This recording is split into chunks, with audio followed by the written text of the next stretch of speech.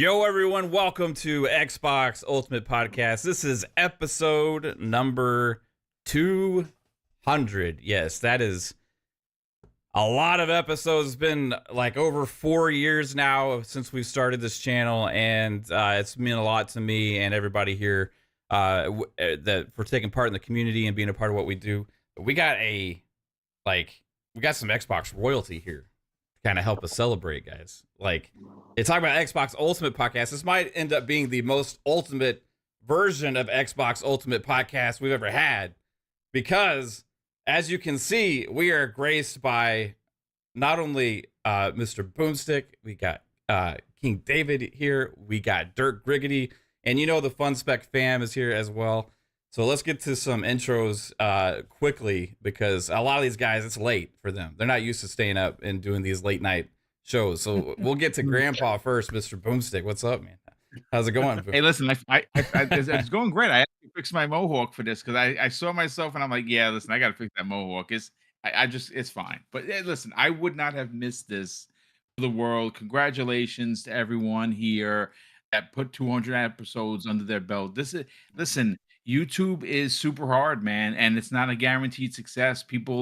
You have a great audience, you have a great crew that comes and joins you and talks about gaming from all different angles, and to get to 200 is a monster deal. So big congratulations for that. Thanks, Boom. Respect everything you do. Everybody, I invited several people just to kind of roll through, and the invites went out to people in the community I greatly respect and stuff. So obviously we have our fam here that are like family and stuff, but that extends out to numerous people in the community that have been ultra supportive since the get-go, and sharing out shows, or just giving moral support, or advice, or just engaging in conversation and all that stuff. And everybody that I've sent the invites to have meant a lot to me, and a lot of other people here. So so if you didn't get an invite, no, that's not true. The chat has missed you, babe, on the show. That's for sure. But yeah, no, there's a lot of people. Obviously, I sent out several, and I don't know who's gonna show up and who's not. But I didn't want to create a situation where it's like a ultra fiasco as well. So but you guys showed up here for the beginning. I appreciate it, guys. Let's get to King David. What's up, King? How's it going, man? Let's get to King's camera, because right now this has been ridiculous. There we go. Oh. I'm sitting here. I'm like, what the hell is going on? Oh man, listen. I couldn't miss this for the world. I was laying in my bed, and Mav reached out to me. He was like, I know that you work nights or whatever, and your show's on Friday, and I probably went like 3 or some hours, but I love what you guys do. I love what you do at night when you playing your video games. And I was telling my wife, because I used you as an example, and it was a while ago.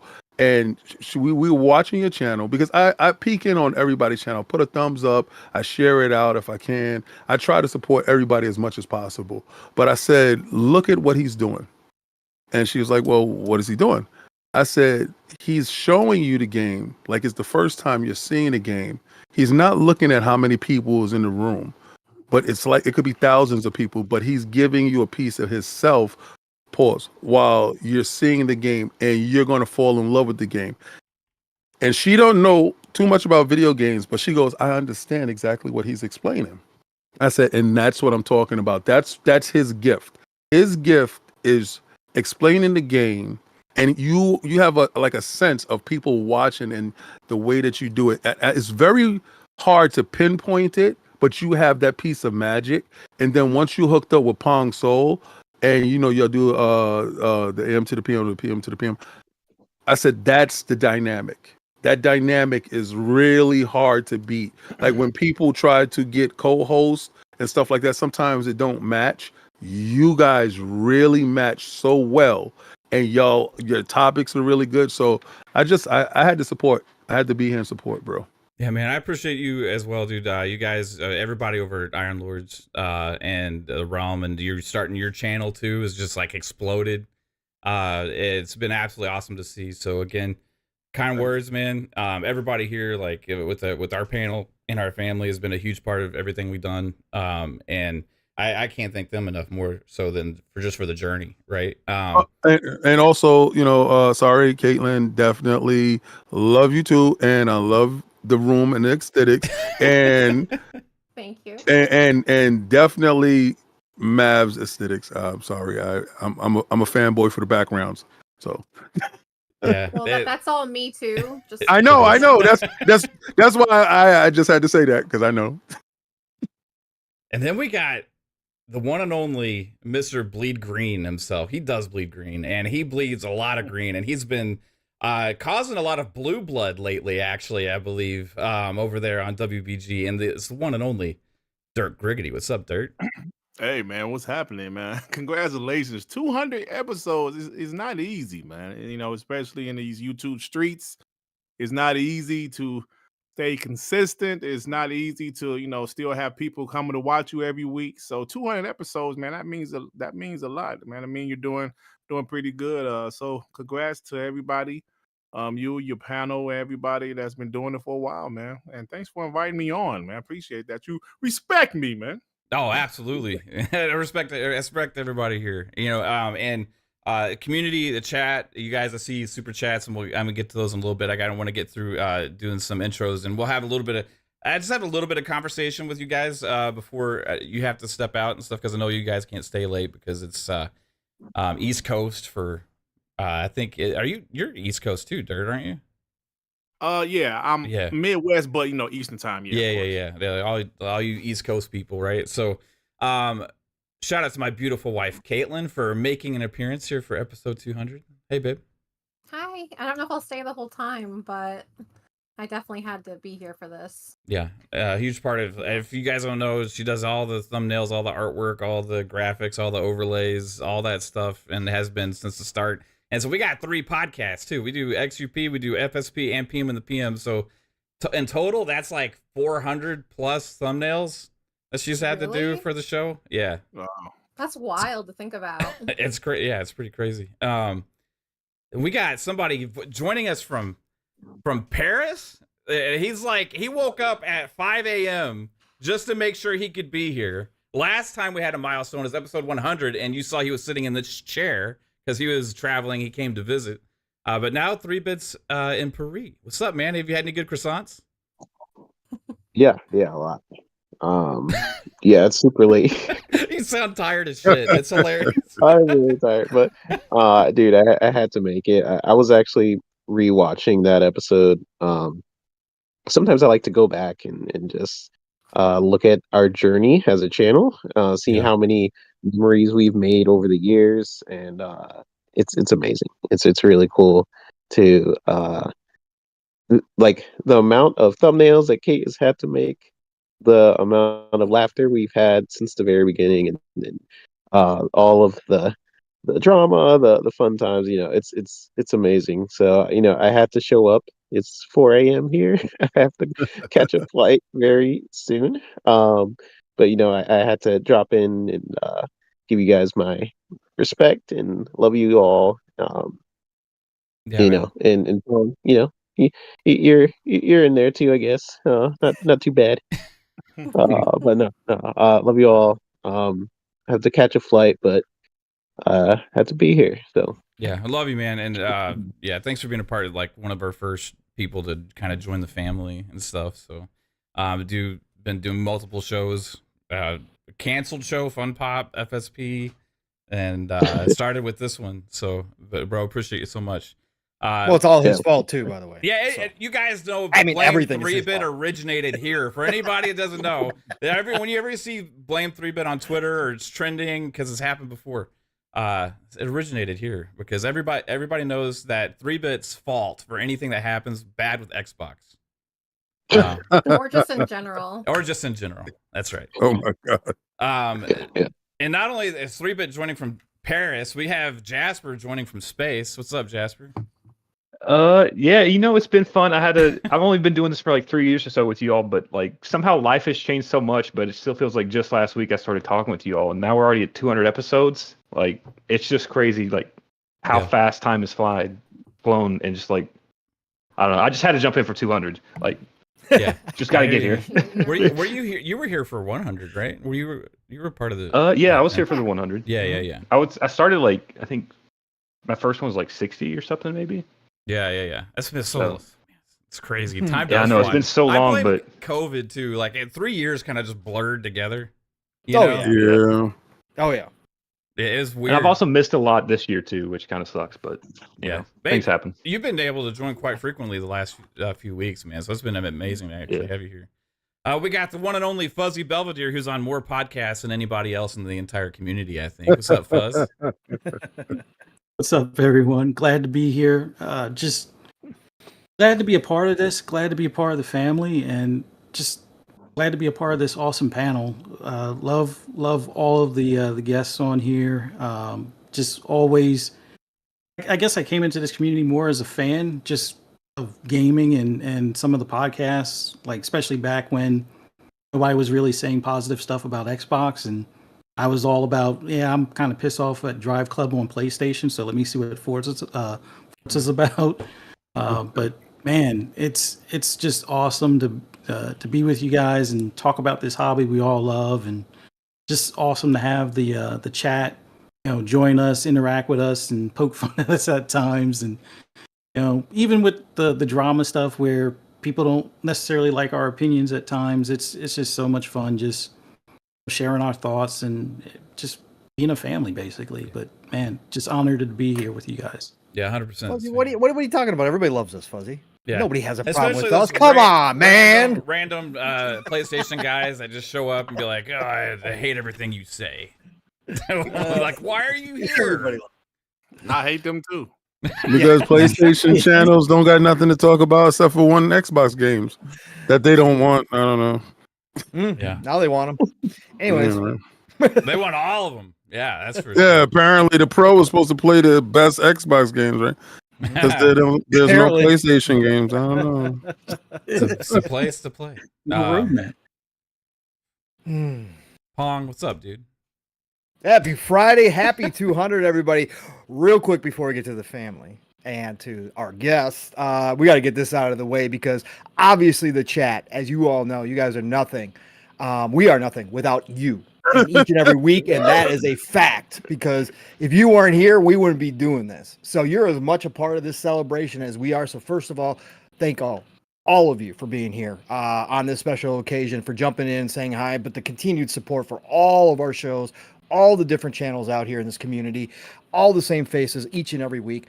Love you all. Nothing but respect for each and every one of you. And of course, real quick, attention, ladies and gentlemen, attention aboard the speculation hype train. That's right. You are aboard the episode 200 speculation hype train. And I just got to notify everybody because we had a bunch of people come through early tonight and drop off some bags of coal. So we got the furnace burning hot tonight. We are at Mach 3.5 to start the evening because we had the one and only Alvin drop off a 5-bomb for us. We had the one and only Thatch give us another 5-bomb. And of course, the Spartan 661 could not be outdone, so he had to come through with a 5 of his own. That's right, we added 3 cars of speculators. Welcome aboard, speculators.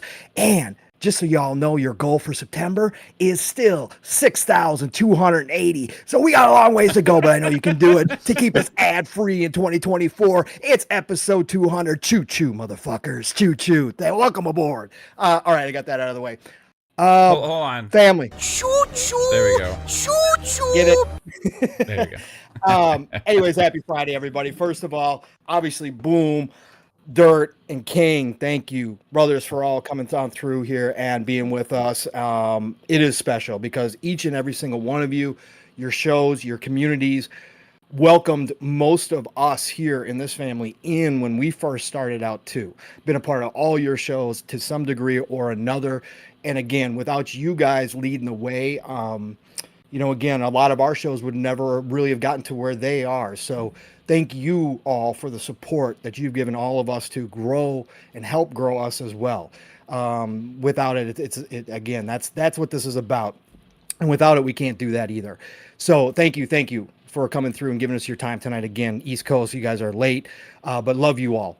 Each and one of you has made a huge impression on me as a podcaster and just as a person in general, because that energy you guys bring is second to none. And that positivity, even when it's fun, even when it's joking, even when it's after going after ponies, sometimes it doesn't matter. That energy is beautiful, man. And you guys are amazing human beings as you are podcasters. So thank you all. And thank you all to all your shows and all the people on your shows that I've had the pleasure of podcasting with through these 200 episodes here with this fam here. So thank you for giving us your time tonight, gentlemen. Appreciate it so much. But family, what can I say, man? We've been through a couple of these landmark shows already. I've said it all to you. You guys all know you're my extended family. You guys are one of the greatest things that happened to me because of COVID, which was terrible for everybody. But obviously, I got to meet amazing people who have become my best friends in real life, even though I've never been in person and met you in person yet. It doesn't matter because we spend so much time together and because we are here weekly. You guys have become my family, my extended family. So nothing but love and respect. It is a honor and a privilege to be here with you guys on episode 200 tonight. So let's get down to business because we do have gaming news to get into too. Yeah, it's crazy when you like first start getting in the community. You see these podcasts have been around for a while, like Double Barrel Gaming. You see WBG. You know, you see the Iron Lords, and you know that started 4 years ago. But these were already shows that were already kind of taken off, and I was like, I didn't know anybody in the community really when I first started the channel because I didn't really follow like YouTube that much or the podcast and stuff. I just wanted to have a show to talk about Xbox because I like Xbox so much, and I decided to go ahead and give it a go. And then I started discovering all these people in the community and all these shows and all this stuff. And there's like people that I looked up to, and then you actually like, hey, these are just legitimately good people, and you get to know them and stuff. And then you start to kind of develop your own family just naturally, like organically here and stuff. And then the chat grows and the community grows, and you just kind of see like this thing that's happened over time, man. And it's just crazy to kind of look back at like 4 years of this, and it's like, don't know exactly how everything got to where it is, but like I've enjoyed the hell out of it, and it's a blast. And it's everybody here, the shows that we watch, the shows that we do, the chat and everything, and then especially the family that we have here for all of our shows. It's like it's real. What everything Pong said is real. But I do want to get to some super chats real quick because we got some more here. Silent Cypher, $5 earlier, said congrats on 200. Web Dave with the $5 super chat says 200 episodes. Congratulations, Mav, Caitlin, and all the Fun Speculation crew. Everyone hit the like button and share this out. Fire up the Mav rant. Mav, you rock. Hey, Dave, you rock too, bro. And I'll see you on Sunday, my friend. Xbox expansion pass. That's the one and only Luke Lore with the $5. Shout out to Luke. Says happy 200. You are absolutely amazing as well, dude. Appreciate you. And then Pong, we got another 5 gifteds from the one and only. I did see that, the Spartan 661. That's right, coming through with a 5 bomb. He found a little extra fiver in his pocket, and he said, you want, guys, let's get this to a nice even Mach 4.0 tonight. That's right, it's a special Friday night for the Speculation Hype Train. Let's do it, episode 200. We got a big gold hit, so here's 5 for y'all. He got in the court with the easy 5 layup, the little finger roll. Choo-choo, motherfuckers, choo-choo. Let's go. Buckle them up. Right on, man. So 3-bit, when do you got to go to catch your flight like now or? Yeah, very soon. So, yeah, sadly I got to head out. But yeah, don't be late. What I want to do is like when you were talking, when you were talking about the community and everything. First off, Boomstick, I have to give credit to. Oh, thanks, brother. He put me on his show when I had like 2 followers on Twitter. I don't even remember if I had a profile picture. I don't think I had anything, and I just approached him like, "Hey, I want to be on your show." And it was back in the day where I was really just discovering different podcasts out there. I was just like during COVID, same thing as what Pong was saying.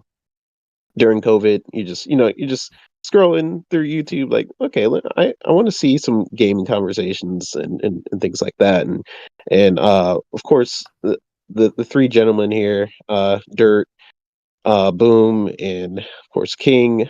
These are shows I looked at before even deciding to podcast. So definitely give credit to you three for being pillars in the community and really just starting a lot of our journeys in a way just by being yourselves. So I definitely give credit to you three, and Thank Boom you, was brother. one of those people who I had like 2 followers, and I was like, hey, I want to be on your show. That seems fun, and he let me on without even really, Doing a background check.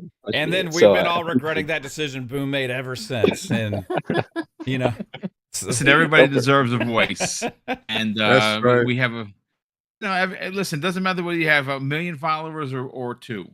Listen, if you want to come on the show and talk about video games, and you're non-toxic, everybody's always welcome. Yep. Of course. But I gotta head out, gentlemen. Have a great show.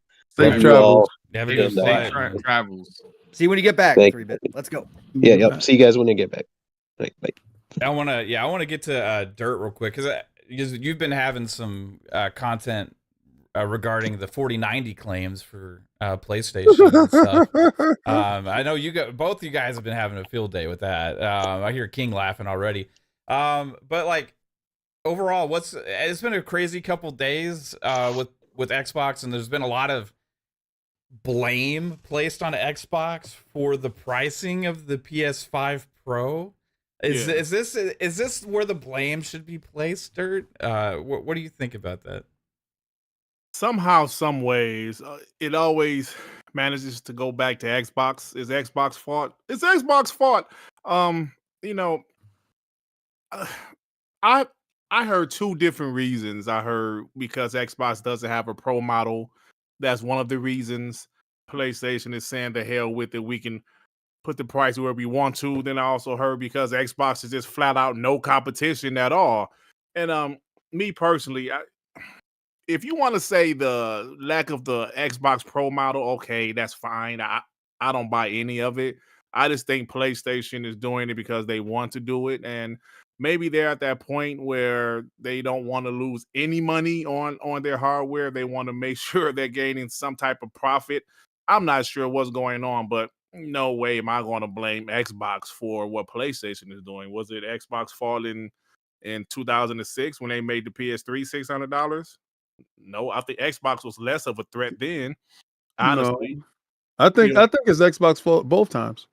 Okay, well, go ahead and explain. Well, I mean, I explained it on your show.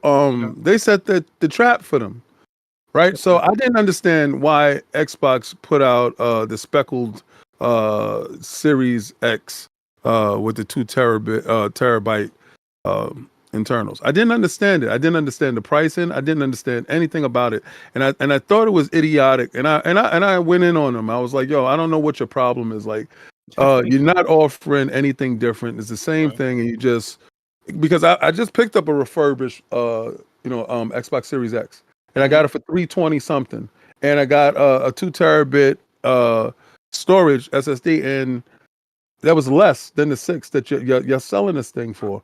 So I really didn't understand it, and I kind of went in. But now I really understand it because, it's hashtag no PlayStation 6. You know how we do it over here. We're going to run it up on them bums. For sure.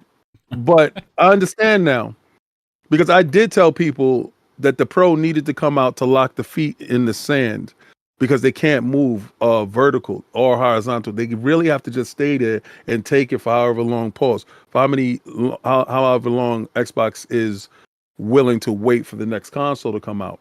Now, you set the price at $6. You have to have a premium price tag on that Pro to make it look like it's superior, right? Because I knew they was going to come with the spiel at the end, RDNA 4 and all, whatever crap they're going to say. We saw it visually, it didn't look like anything different. But price-wise, I told you a year before that it was going to be $700. But also on my show, a couple of weeks before, I said it was going to be $799. It turns out it is $799, but they charge for the all digital $700. But then when you add the disk drive and you add the stand and the PlayStation whatever, it's over $800. And in some countries, it's over $1,000. Yeah, This machine is over 1,000, man. Right. So this machine is a direct result of Microsoft thumbing their finger at them, because Microsoft's 2 terabit console is a limited edition console, right? It's not a console that's going to be always on sale. It's not going to be always on sale. So you're not going to go inside the store and be able to pick one up. Matter of fact, it's probably all the way sold out right now, like the Halo edition. So you won't be able to get that console. But what that console did was, I'm pretty sure PlayStation wanted to only put 1 terabit in there, but they had to put 2. Right? So because they could have got it for lower. If you just put 1, we can get it in there for the 6, and then we can sell it for the 7, add in the stuff on, and you have a good price point, and you're able to still be in the fight. This way, when Xbox put the 2, we didn't understand why. It is Xbox's fault. It's Xbox's fault that they knew how stupid you guys were going to be. They knew how stupid Sony was, and they know how stupid your fan base is, and y'all are going to sit there and support it. And then you're going to have idiots come out and support RDNA 4. Yeah, okay. So you're telling me that your machine is supposed to do this. This is what your machine's supposed to do. This is about half the size of your machine, the video card in here. And the stuff that is able to do is more powerful than what that machine can do. We saw on the screen, price point was the biggest thing there besides the size of the machine. You're not going to see any differences. What you're going to see is minor differences. This is the original machine they wanted to sell you. In the beginning, they took that on the GPU, it was 67 compute units. They shrunk it down, right? They deactivated those compute units. This is the same GPU that's in there. Mm-hmm. All they did was activate the compute units that's on it now. So when you see them open it up, because they shrunk it, right? Now they opened it up. Now you got the 48%, whatever percentage. He's not showing the machine to anybody. You see that there. The CPU is overclocked. They gave you faster memory. That's the only thing that's in this box. And the AI APU chip that's on the machine.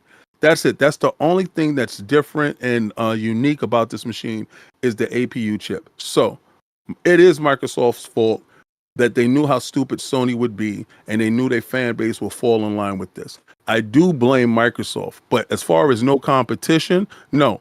Competition is setting a price point that is so high that your stupid idiots had to jump over the price point in order to make value look at like your box, because you couldn't come out for the same price tag as the Xbox because it would seem like y'all are on equal plane.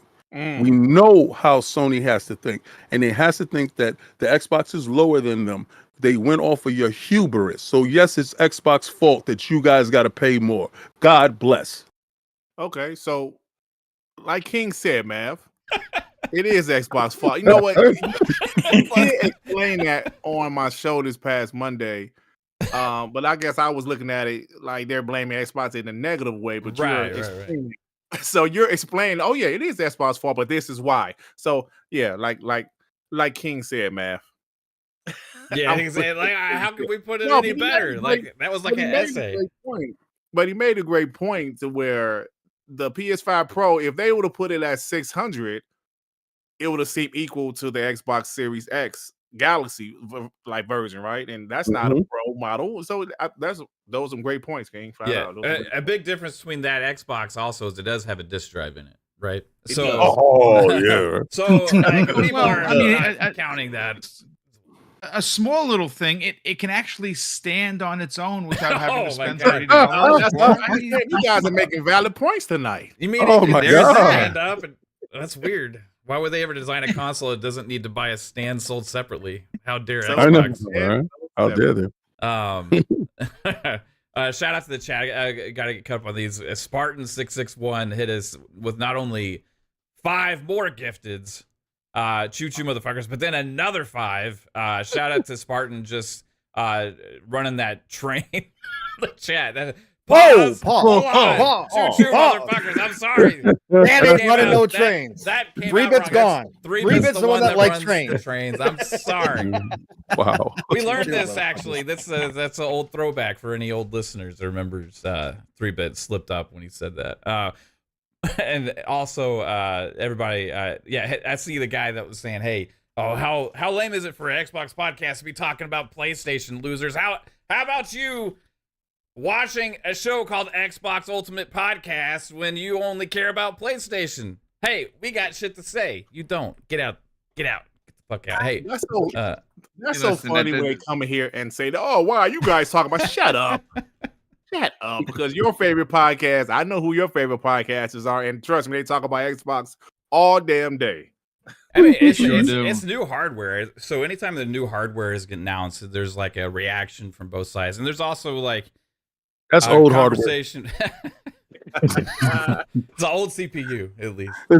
Everything in the box is old except for the AI unit. Everything in the box is old. Oh, we got Psycho joining us. What's up, Psycho?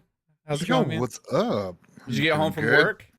Yes, sir. Long day working the midnight oil there at GameStop. And, Yeah. Awesome.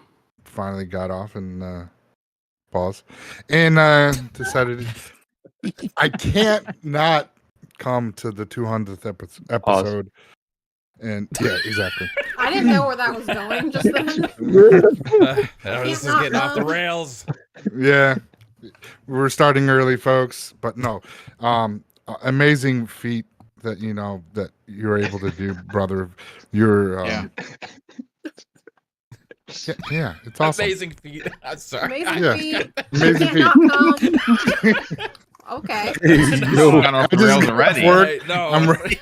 It's gone off the rails. What Already sound like an OnlyFans. I appreciate it, Yeah. Psycho. You're a big part of it, my man. You're a God. big part of it, dude.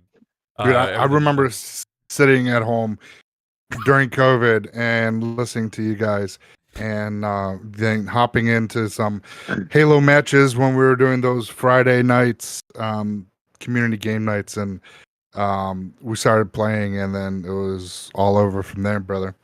Yeah, man. Congratulations. Thanks. You too. Everyone here like has been a part of everything we do. It's all of us, right? So thanks to every single one of you guys for being part of what we do. And Psycho, it's awesome to see you. You can't make it on like at the beginning of the shows as much anymore, but it's because you got awesome shit you're doing. So I'm happy for everything you got going on. Yep. Besides that, Slinging Xboxes and he's- trading in those PS5s. He's the GameStop employee that tries to convince everybody to buy an Xbox instead of a PlayStation. And they You do. gotta love it. I'm still You gotta sold out of even out the Xboxes. numbers. But Boom, what you got to say about the blame that's been going on towards Xbox for the PS5 Pro price? You know what it's very interesting that is actually a running theme. Because if I recall, and Dirt and King will be able to back me up on this, I think everyone will. Didn't we hear PlayStation gamers basically say that they would pay $100+ for the next God of War because it's quality? Oh Mhm. yeah. I remember them saying that. Yeah. Mhm. And Sony listens. And Sony is also the company that nickels and dimes you for everything. I mean, look, they just literally raised the price of the controller by $5 and didn't say anything to anybody. Here's another part of what Sony didn't say, because that's the thing. I watched. I mean, it's very easy to watch. It's 9 minutes. You know, Damn right about he's.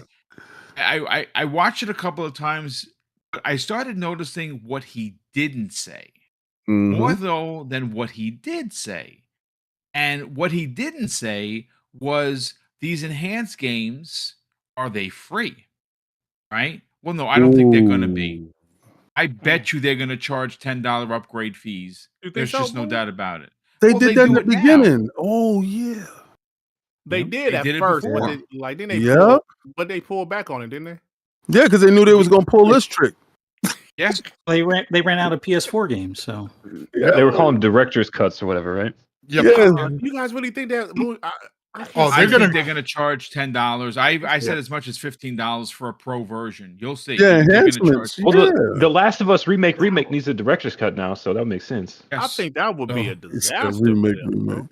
Well, I Yeah. mean, They don't I don't think care. they care. That's what it is. They don't care. I mean, look, they took Astrobot, and again, King could definitely back me up on this because we both heard the same exact thing. Yeah. Astrobot was supposed to come in the box, and they pulled it Oh. out. Pause, bro. Yeah. Oh, Yeah. oh, Oh, no. and they put in the 4-year-old Astrobots Playroom in its place. Right. Yep. Because they wanted to make money. That's a confirmed fact. I heard that from two different people close to it. So That is so sad. So this is just this is typical Sony. And going back to the original question, it's so hard to like fathom. How I don't know how you blame the lack of competition. I find to be hilarious. Microsoft spent $100 billion in 5 years on basically owning every major IP you could possibly want in your stable of IPs. That's not competing. They give you the best service in the entire planet when it comes to entertainment at the most affordable price. That's not competing.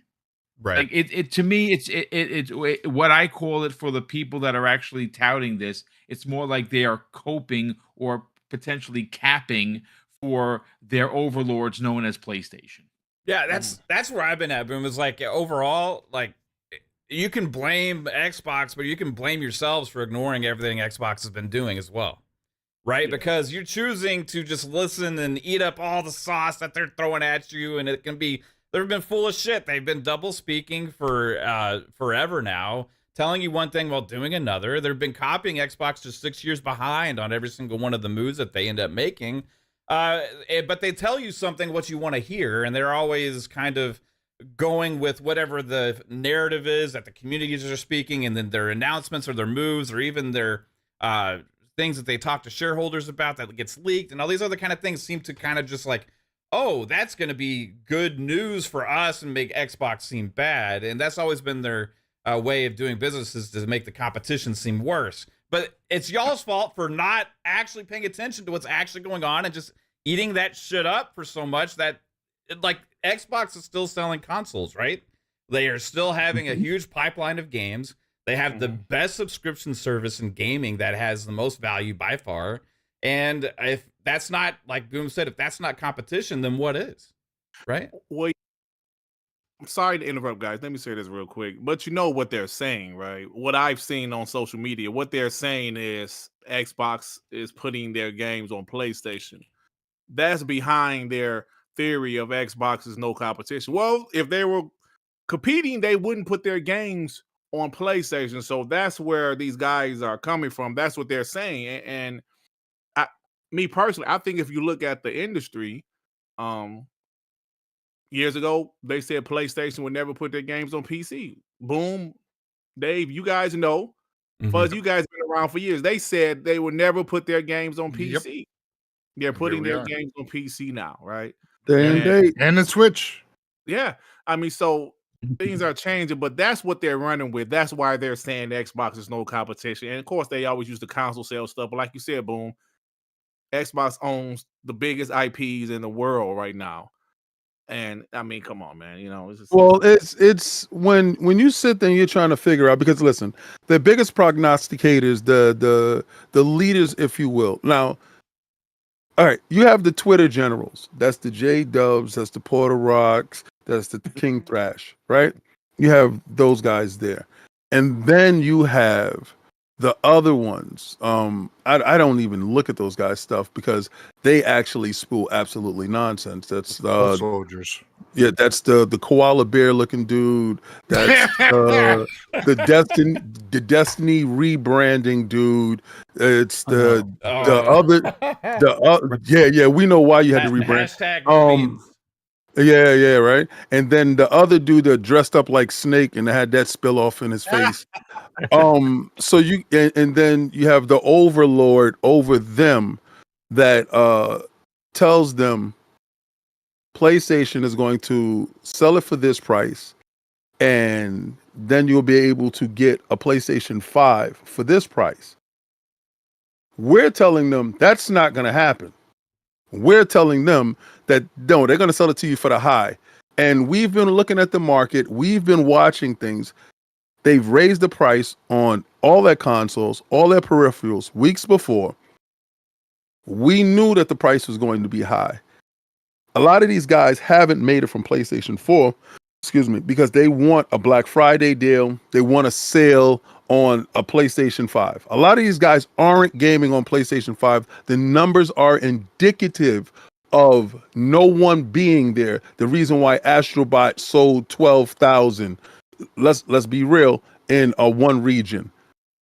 And if that's the game that was highly rated and being pushed by Jeff and everybody else, it should have sold more. That game should have been a 2 million seller by now, and it's not, right?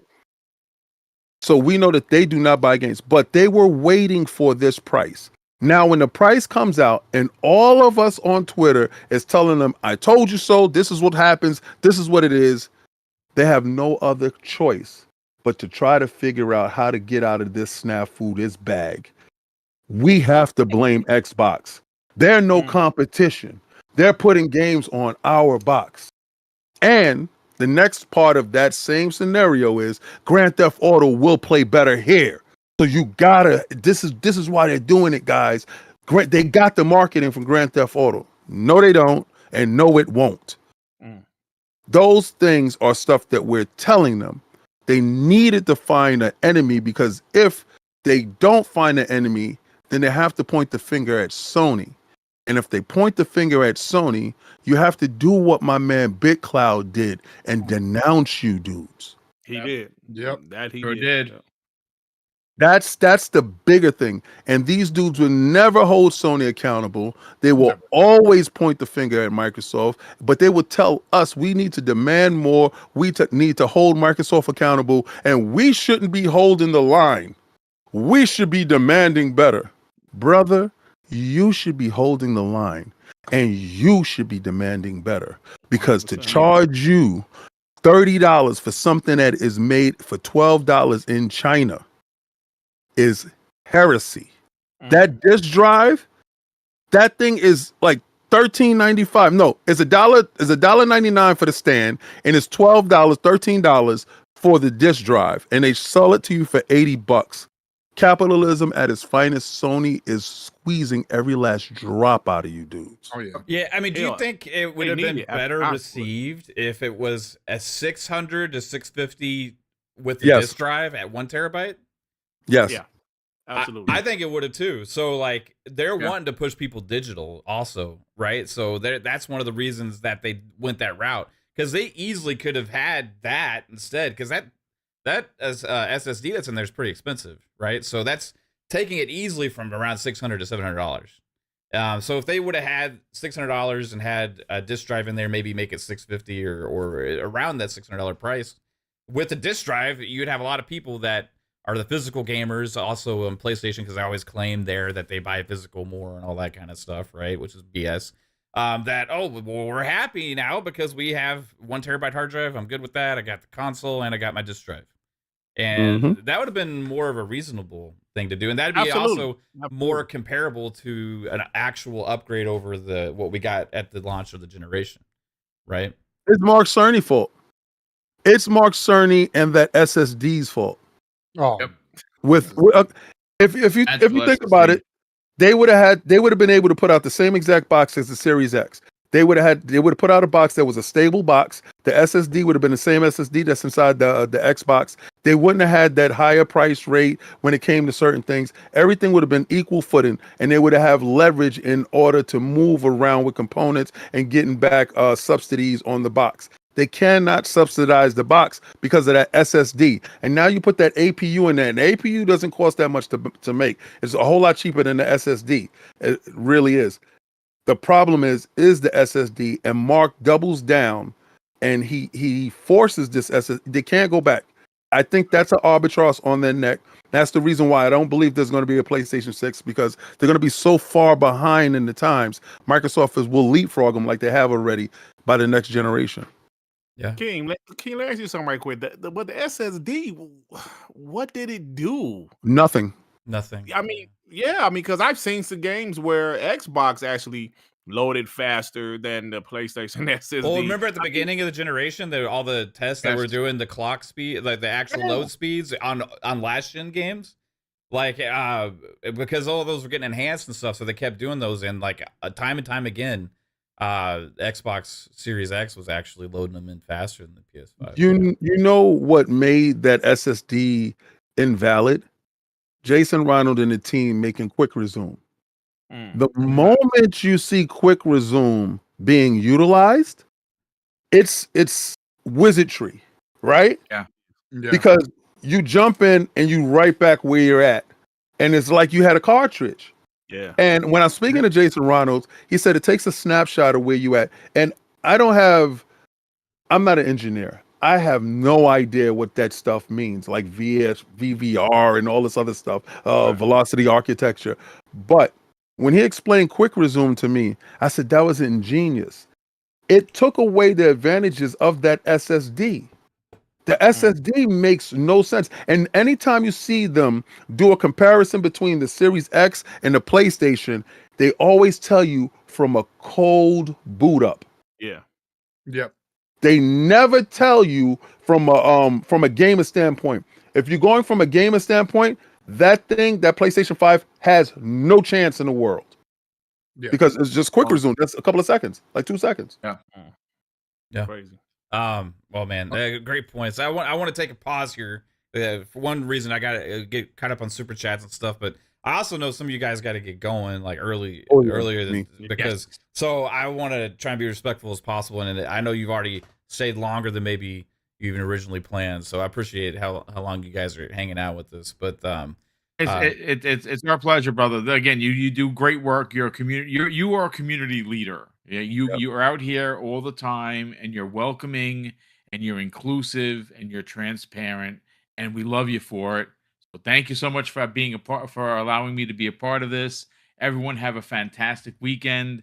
We'll all be talking soon. And listen, again, the industry is getting bigger. It's changing rapidly. But you know what? As consumers, especially Xbox consumers, we continue to win. Why? Because your value continues to increase tenfold every month with Game Pass. But everyone have a great weekend. Love you all. We'll talk soon. Later, Boom. Thanks, Boom. Thanks, Boom. Love you, Appreciate it, Boom. man. Love you. All right. Love you guys too. King, you got to get out of here. Yes, sir. I want to tell you guys, I do appreciate you sending the invite and offering to have me on, and I'm glad I can, represent Iron Lord's podcast and be here for you guys in this monumental 200 episode. People don't understand how hard it is to put out content, to be consistent, and to stay with stuff. Sometimes you don't see an upside to things, and sometimes 1 month don't go your way, monetization wise, but to stick with it for the community and to be a positive beacon in the community, that's beautiful, because that's all you guys have ever been. And thank you for extending your hand. I appreciate each and every last one of you. Yeah, King. Same ditto for everybody there at Iron Lords, and keep up everything you're doing. It's amazing and just fun as hell to watch. I even made a song. I even made a song because of you, King. I even made a song. It was absolutely just brilliant. Everything. Everybody go still get your We hold the line t-shirts. So that I probably, if you're still selling them, we still gotta stay strong, right? Like Xbox gamers, right? But appreciate you, King. Thanks for being here, man. Shout out to Take care, guys. Blessings. Thank you, guys. King. Later. Thank you, King. Thank you. We'll have more guests rolling through, I think, as well. So we never know who's gonna show up, everybody. But Ray Forge is coming. Just kidding. yeah, I sent him a special. I purchased I purchased some of his coffee beans, and I sent him a special note requesting his presence here. Because I respect him. So no, I don't. Dirt. You gotta head out, or you gonna hang out with us for a little bit? I'll just stay a few more minutes, man. Right on. We'll get to another salty PlayStation topic then while you're here. No, you don't have to do that on my behalf. I can talk video games too, man. The ponies, no. No, I'm kidding, man. Shout out to I'm trying to see exactly where we were at before. Last two, I think, were the $20. Yeah.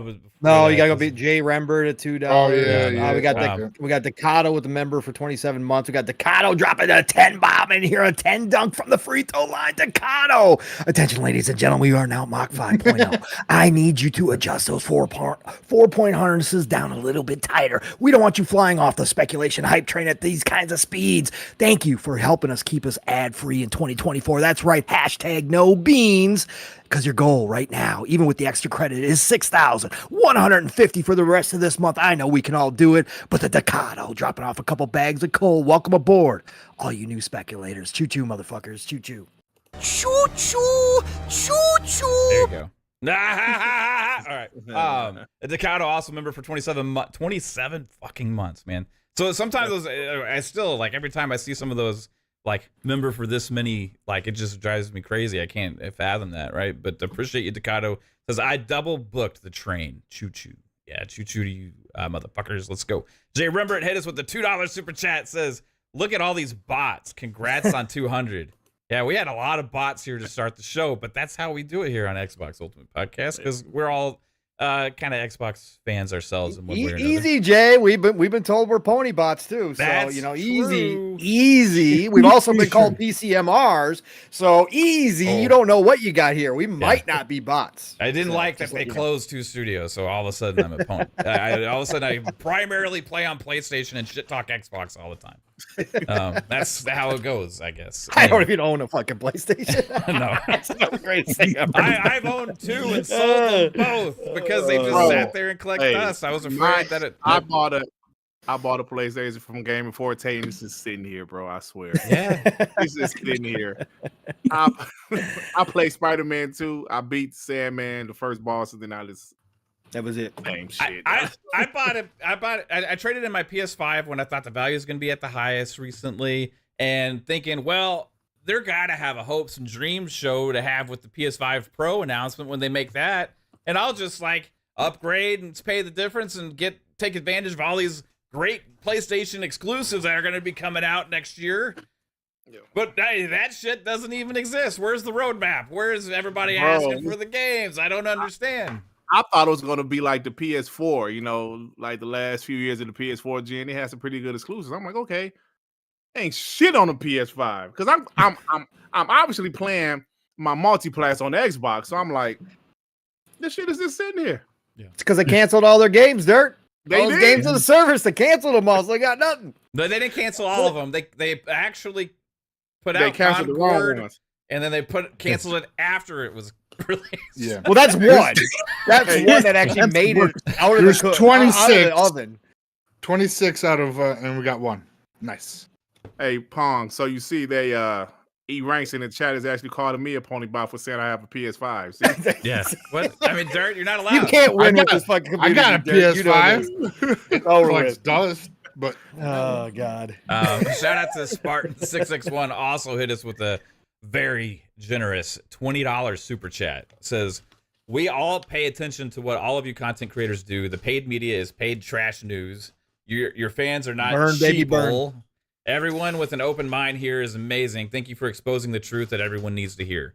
That's all we've ever tried to do, really, is just give our personal opinions and thoughts on what we think and see. You know, sometimes some people do not like what we say. Sometimes they agree, whatever. But it's generally tried to be based on some kind of rational thought.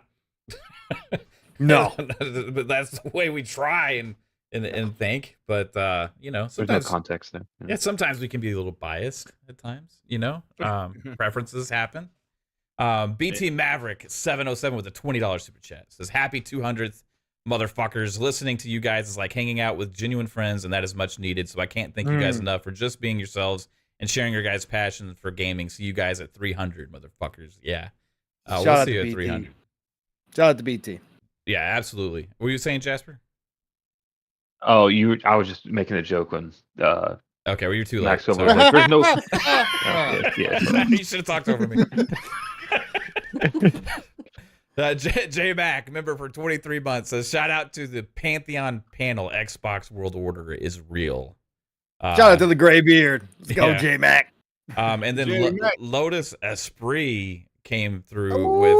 with. He didn't even have anything to say. He Nope. just wanted to Super show sticker. off his badass hippo transformer super sticker with a 50 extremely generous freaking $50. dollars. The 50 bomb from Lotus Esprit, one of my favorite vehicles out there. Thank you, Lotus Esprit. Choo choo, motherfucker. You get a choo choo for that 50 bomb. Yeah. Thank you. It is a Lotus themed train. That is true. Yellow Lotus. What color Lotus do you have, Lotus Esprit? I'm sure you have one. That's your name. What color is it? Is it yellow or red? It's got to be one of the two. Maybe he's got the Black Lotus from. That could be It silver. could be black. It could be Be silver green with from the Pretty yellow Woman. trim. I always like, for some reason, Lotuses I always associate as yellow. Yes. The Yeah. yellow Lotuses were fantastic. The green, too. They almost had that Oh, Jaguar yeah. green. Yeah. William Riggs, member for 9 months, says congrats on the 200th episode. Hey, appreciate you, William. I appreciate every single person here. I kind of want to shift a little bit to actually talking more about just Xbox in general, because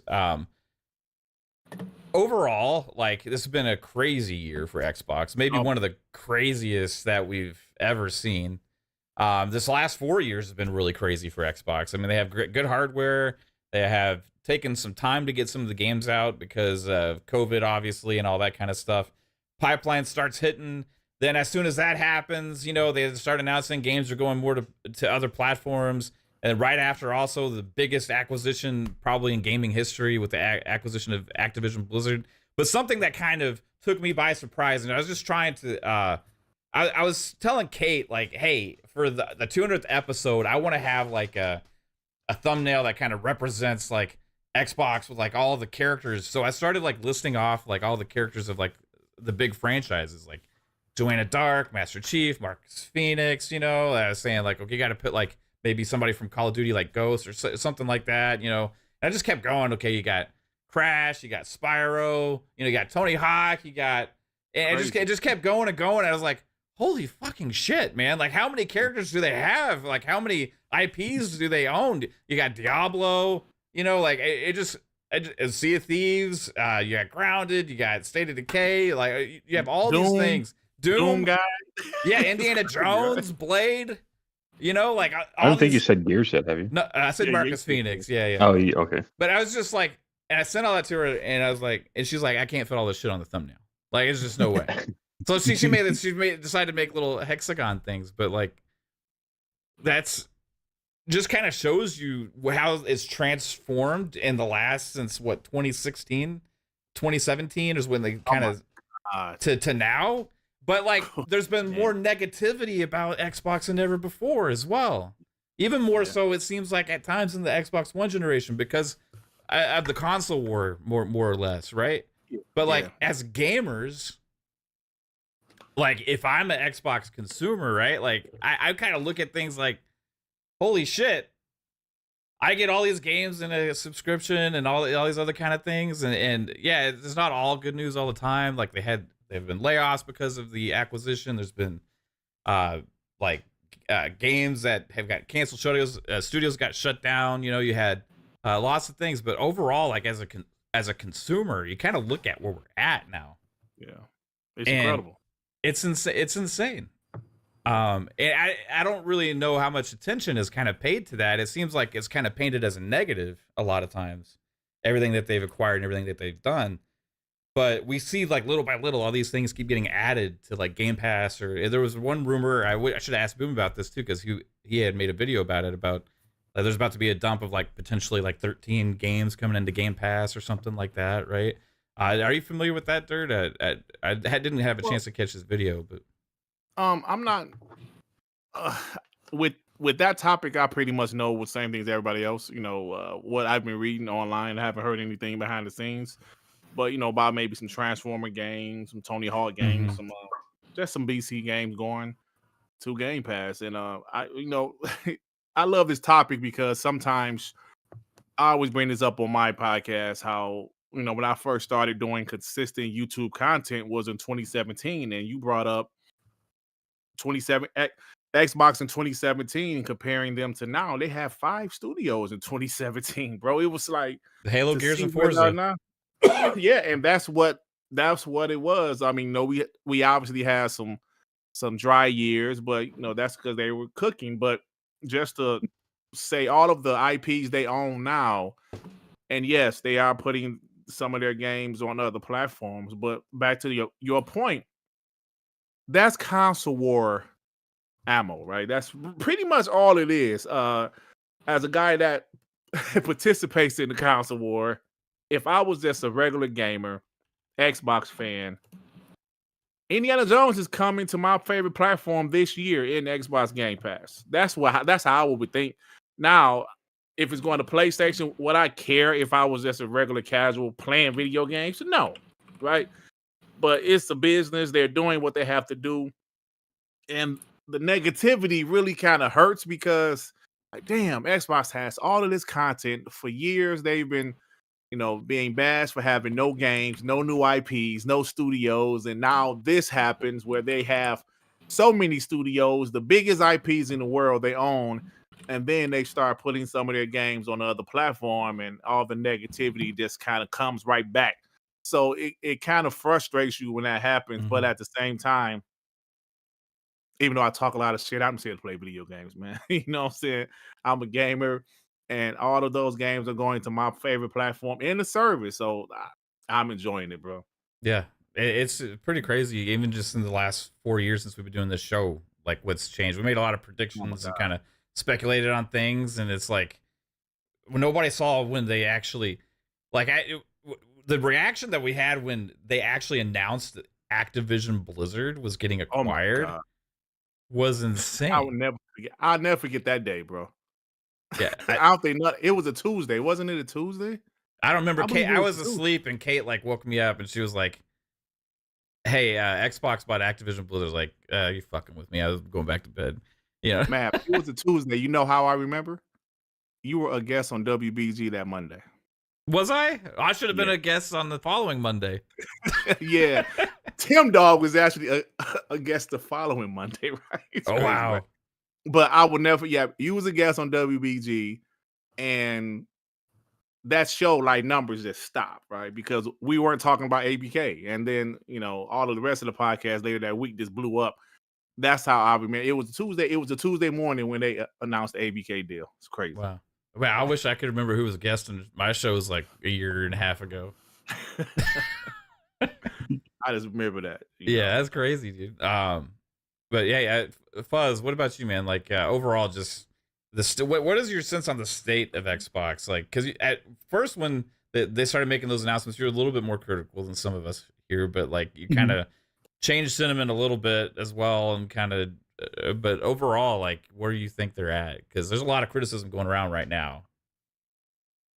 There was a part of me that was torn as far as like the the traditional console setup, and when they were going against that, I didn't appreciate it, considering it's like it's almost like a tried true way that I've always been used to gaming and stuff like that. But just looking at it from a step back, as far as what they're providing as a gamer, the actual content, the actual games themselves, they've been on fire. And it goes to show, like, when everybody was like, "Oh, they're going to acquire all these studios and close them and make worse games," and it's like the total opposite has happened. Now, yes, there were some closures, and one of the closures wound up turning into a spin-off or a sale, and the other one was sold before closing. But in the grand scheme of things, if you look back to like 2017 time, when they were only like 5 or 6 studios compared to now, and then just the roadmap, just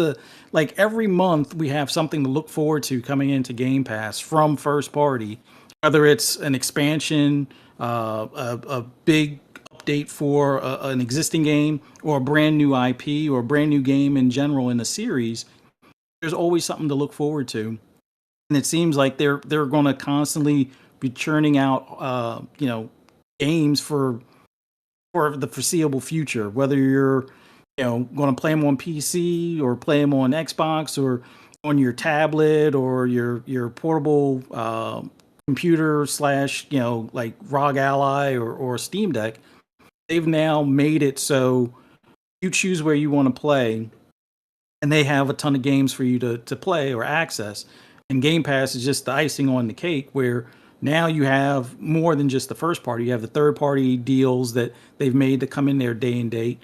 got third-party deals that you may have missed on buying at launch, but it's like 3 months in and it's still, a hot game or a game that you're interested in, and it winds up being in the service. So it's kind of changed my approach to gaming as a whole, where there are certain games, it's like, it's easy enough just to play it on a console.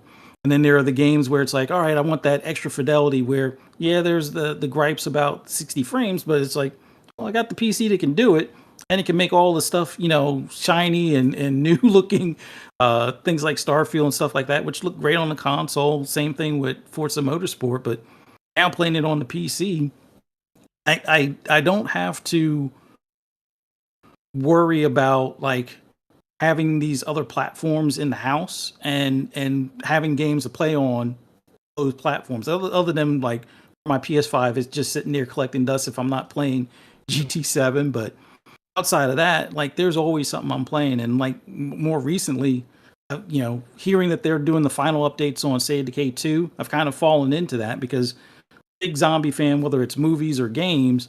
Dying Light 1 to this day, I still consider one of the best zombie games, but State of Decay 2 is definitely giving it a run for its money. Now, it may not look as polished, but in the grand scheme of things, I love the base building and the fact that it feels like you're living The Walking Dead.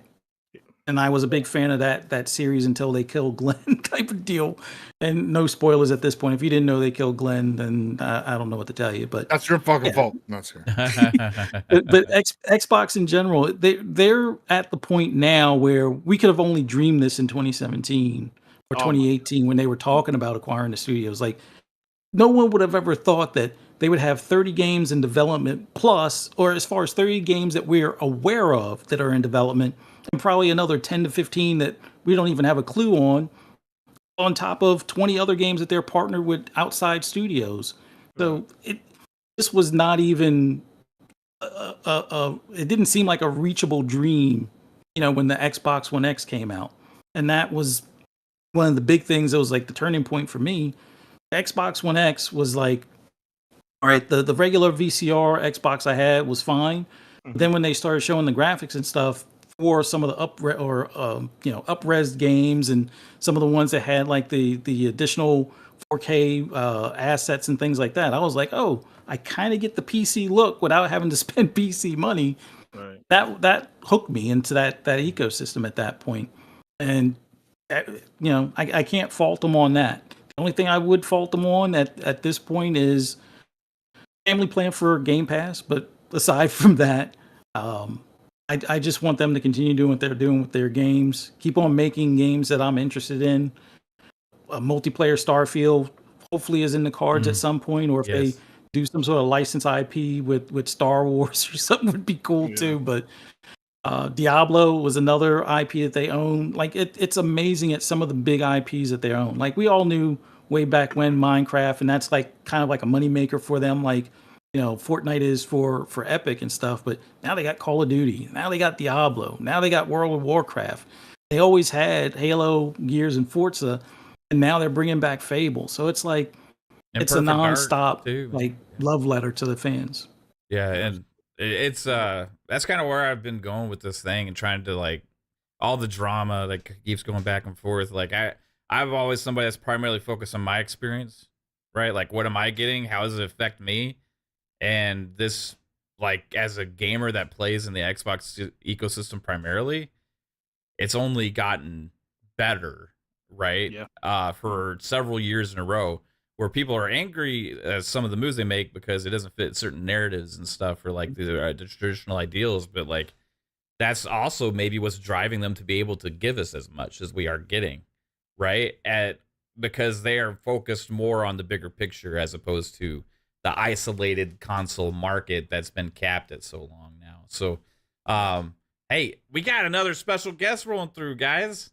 There was a disturbance in the force. It was like a million voices cried out at once because they couldn't stand the ego crushing them as Infinite Umbra came into the chat and to the podcast. Jesus, I gotta go. I gotta go. That's my bedtime. Let's move over this way. We got to make room for his ego, Pong. It's only no moon. No, you got to get rid of everybody if you want room for his ego. Jesus, it is We'll just have the Umbra show. It is so amazing that after all this time, Pong still hates on me how he does. It is. I get it, Pong. If At I least you heard got rid of this- the glamour shots. Listen, Photo if of yourself. At least you don't have to stare at that ugly ass fucking picture.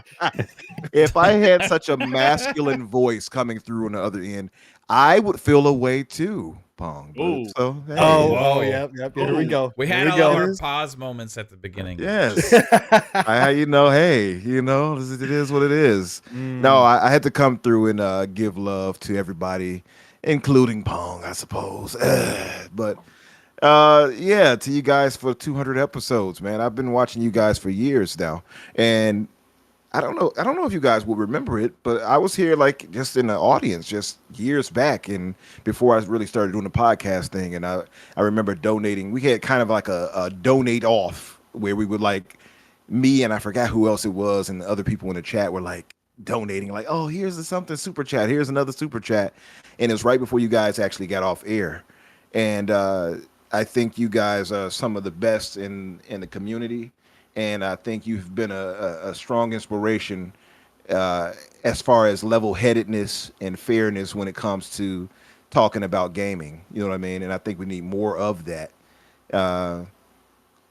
You too, Pong, I suppose. So much respect to you, Umbra. One of my favorite people out there, man. It's like I appreciate and everything you got going on with your show and your channel. It's great to see. Like it's crazy to see too, because you mentioned like people are like in the chat early on, like early on with our channel, and like see a lot of those people have went on to like create podcasts and have shows and stuff and do things, and I love seeing that. And you do a great job. You're kind of a natural with podcasting too, so I'm glad that you stepped into that realm. And even if we have to listen to your songs. And we have to listen to your like your Unreal Engine 5 just love nonstop, relentlessly. It's okay. He's the Jim Jones of the Unreal Engine 5. Is basically Yes. what it is at this point. I'm trying to lead everybody to salvation. You just have to take my hand, and if you didn't drink the know, by Kool-Aid. the way, drink. Yes, it'll be grape flavor. It'll be purple, as we say in the black community. But purple drink. It's purple drink. That's- Indeed. That's purple. That ain't great. That's purple. That's purple. And then as Dirt knows, I am signed to WBG Records as far as singing contracts. So hey. Whenever you guys need me, whenever you call me, I'll be there. There it is. But much love to you guys. Keep doing your thing. Here's to another 200 episodes, and keep doing you guys things. I have to get myself some food, so I'm gonna go cook something. But I will be listening and all up. Oh, did you guys want to ask me something? Because I'm an ever flowing, that bastion of wisdom. What did you want to ask me? I'll ask you just one question before you leave. What was your favorite Xbox game this generation? That's kind of tough. This gen, if I had to go by hours I've put in, it would probably be Halo Infinite. Okay. It is kind of tough to really say. You know what? That's a good question. I think Halo Infinite will probably be it, just by the time I put into it and the fun I've had with it, and from single player with the family and friends and stuff like that. So I'll stick with my favorite IP of all time. I'll stick to Halo. That's a good answer. That is a fantastic answer. Thank you. Love it. Well, thanks for You stopping can learn. by. You can learn a thing or two from that, Pong. I just want to. Oh. Oh, brother, are you done? It's time. It's right. Time's up. Gotta go. Yeah. Hey, what are you gonna cook? I'm making me some chicken thighs and like potatoes. It's like garlic chicken thighs. Yeah, I'm trying to keep up with Caitlin. Caitlin be throwing down. I've been seeing your little clips and stuff on Twitter, Caitlin. I literally made chicken thighs and potatoes tonight. See, look at that.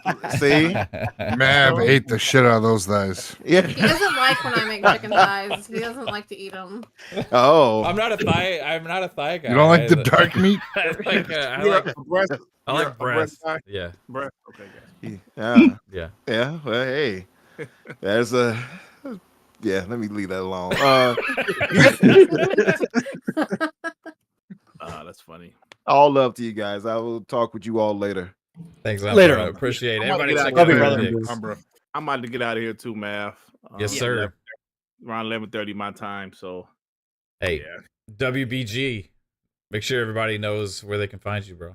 Yeah, WBG, man. You know, I have my one-man show on Thursday nights, evenings, and my boy Sean shows on Friday. So we just have a good time, man. You know, thank you guys for thinking about me to even invite me to you guys' celebration. Like I said, 200 episodes is not easy, man. This is definitely not easy in this community.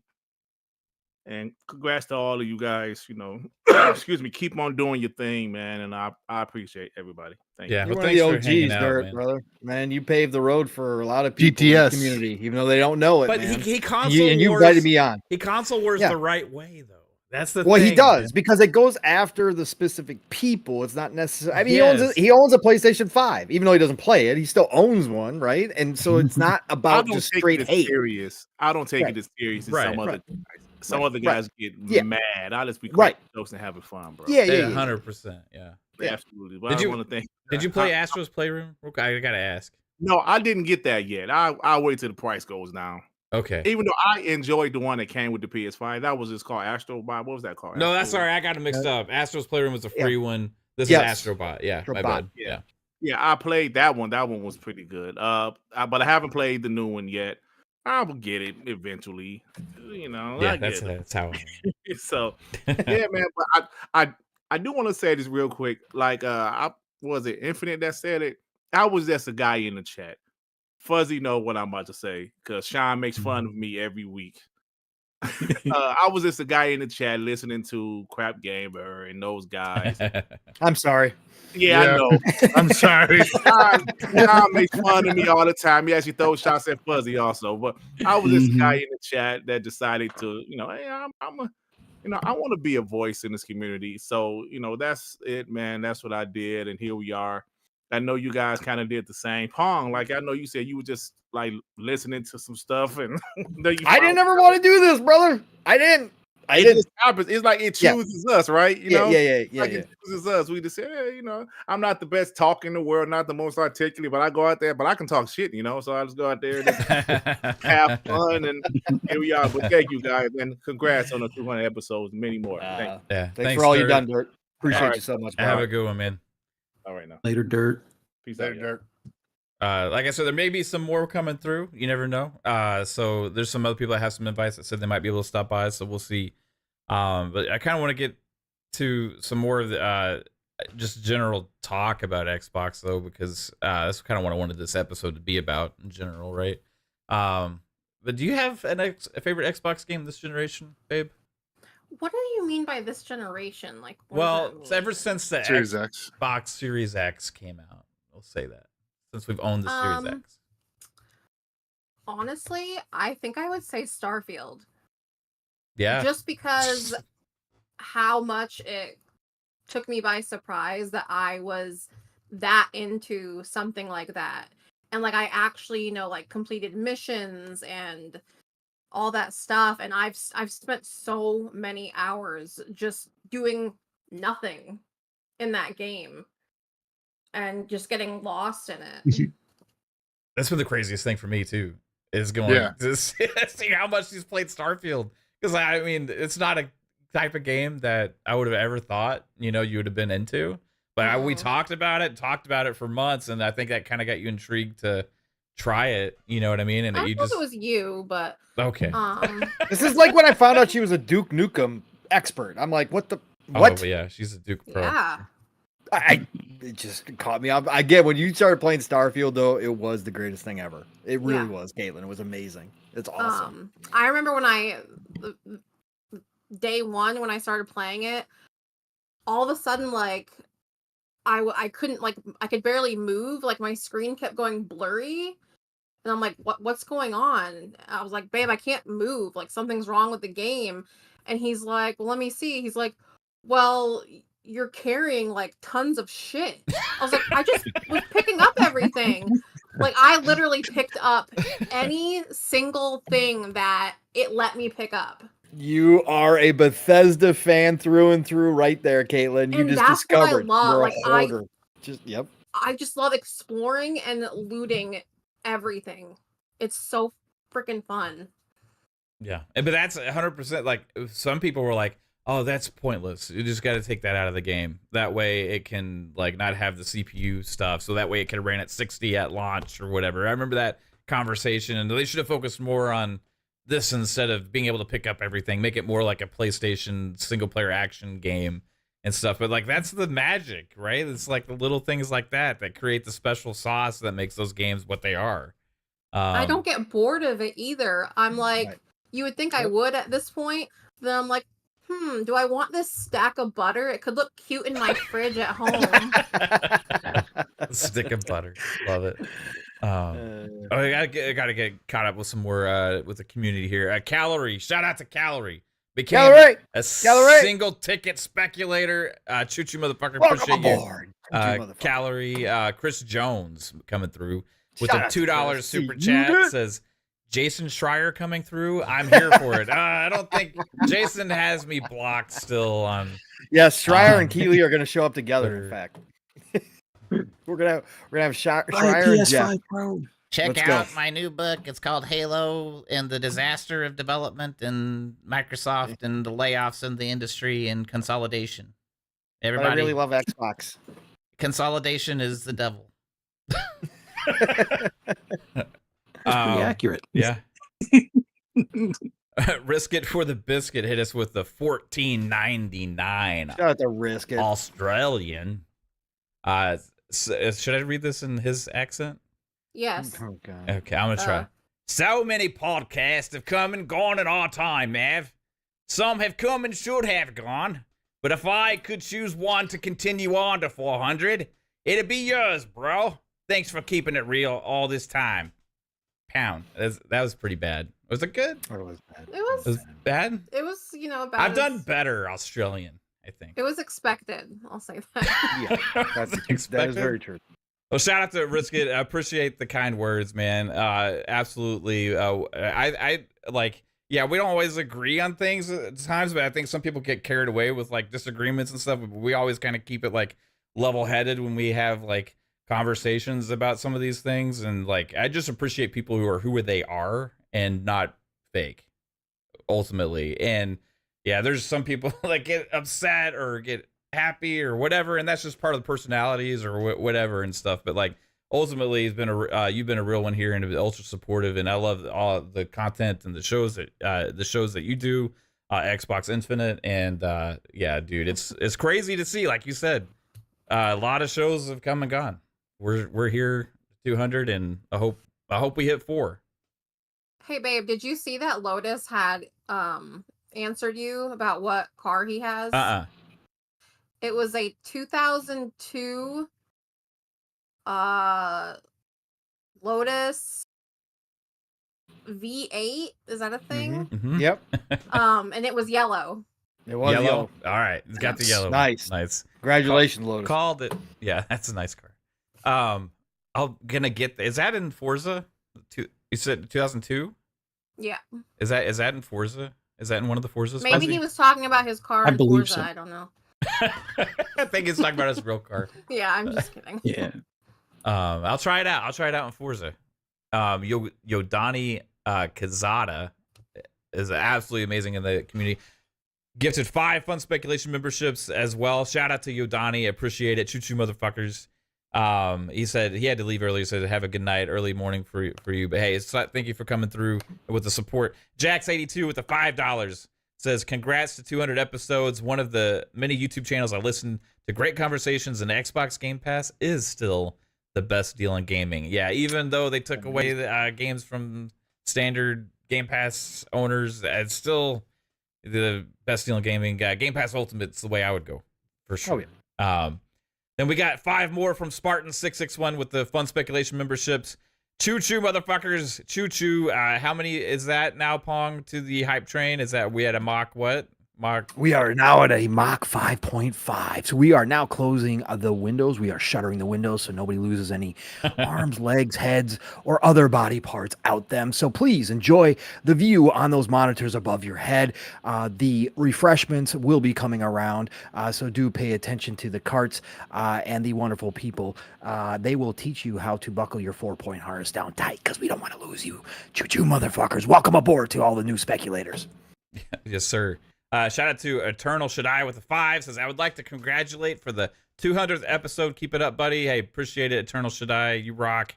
And then Alvin with the 10. Alvin, appreciate you, Alvin. Says, happy 200th XUP. Also, the 5th anniversary of the Xbox game. I've put the most hours into BL3. Which one is BL3? Borderlands 3. Yep. Got it. Long live Xbox. Long live XUP. Hey, do appreciate the kind words, Alvin. And I'm excited for Borderlands 4. Oh, hyped. Yeah. Next year is going to be a huge year. Jesus. So I know Psycho has to get out here early too because he worked late and then has to open. Yeah. So that's why sometimes he's not able to be here on Friday. He's a clopin. It's a clopin. I fucking hate these closed opens, bro. Clopins suck, bro. Yep. It does. I'm sorry to bounce on you guys, but again, congrats for coming. Congrats for hitting 200. Sorry. That's later. I was seeing into the future. Thanks, chat, for coming out tonight and hanging out with us. And again, like Pong said, without you guys, we wouldn't be able to do this stuff. And holy shit, look who just showed up. And thank you again, and I will see you guys real soon. Yeah. Bye, Psycho. Later, Psycho. Thanks, man. Later, Psycho. Bye. And we have another appearance from somebody that is just a little known person in the community. Okay, no, we're not. Oh, he's gone. It was a He's like, wrong show. Oh fuck! I didn't know. He's like, I'm out. It was a very quick appearance. He showed up and he just I didn't know it was you disappeared. guys. Oh god! It's like shit. Wrong show. I gotta go. God damn it! How's it going, Colt? How you doing, man? Good. Yeah, I was like, how does this work? Yeah, but I think maybe First I time. might have figured it out. Yeah. First time caller. What do y'all Yeah. use for X? Do y'all use Discord for X and C, or what do you use over there? What's that? What'd you ask me? Yeah, what do y'all use on X and C? Do you use Discord or? Oh no, we do use Discord, but I saw the join voice button, and when I hit it, it took me out. Oh, that's weird. But yeah.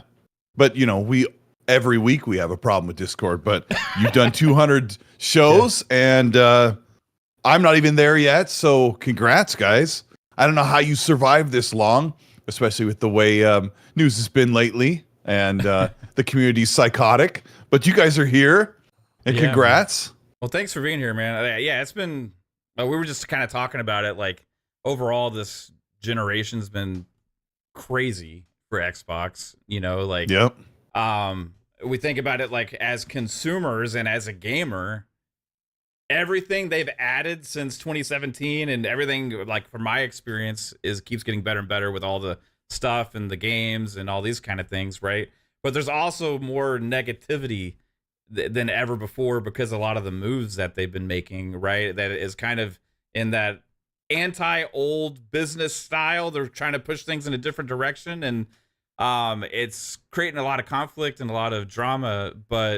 And I don't know, where do you kind of sit, like, with where do you see them going?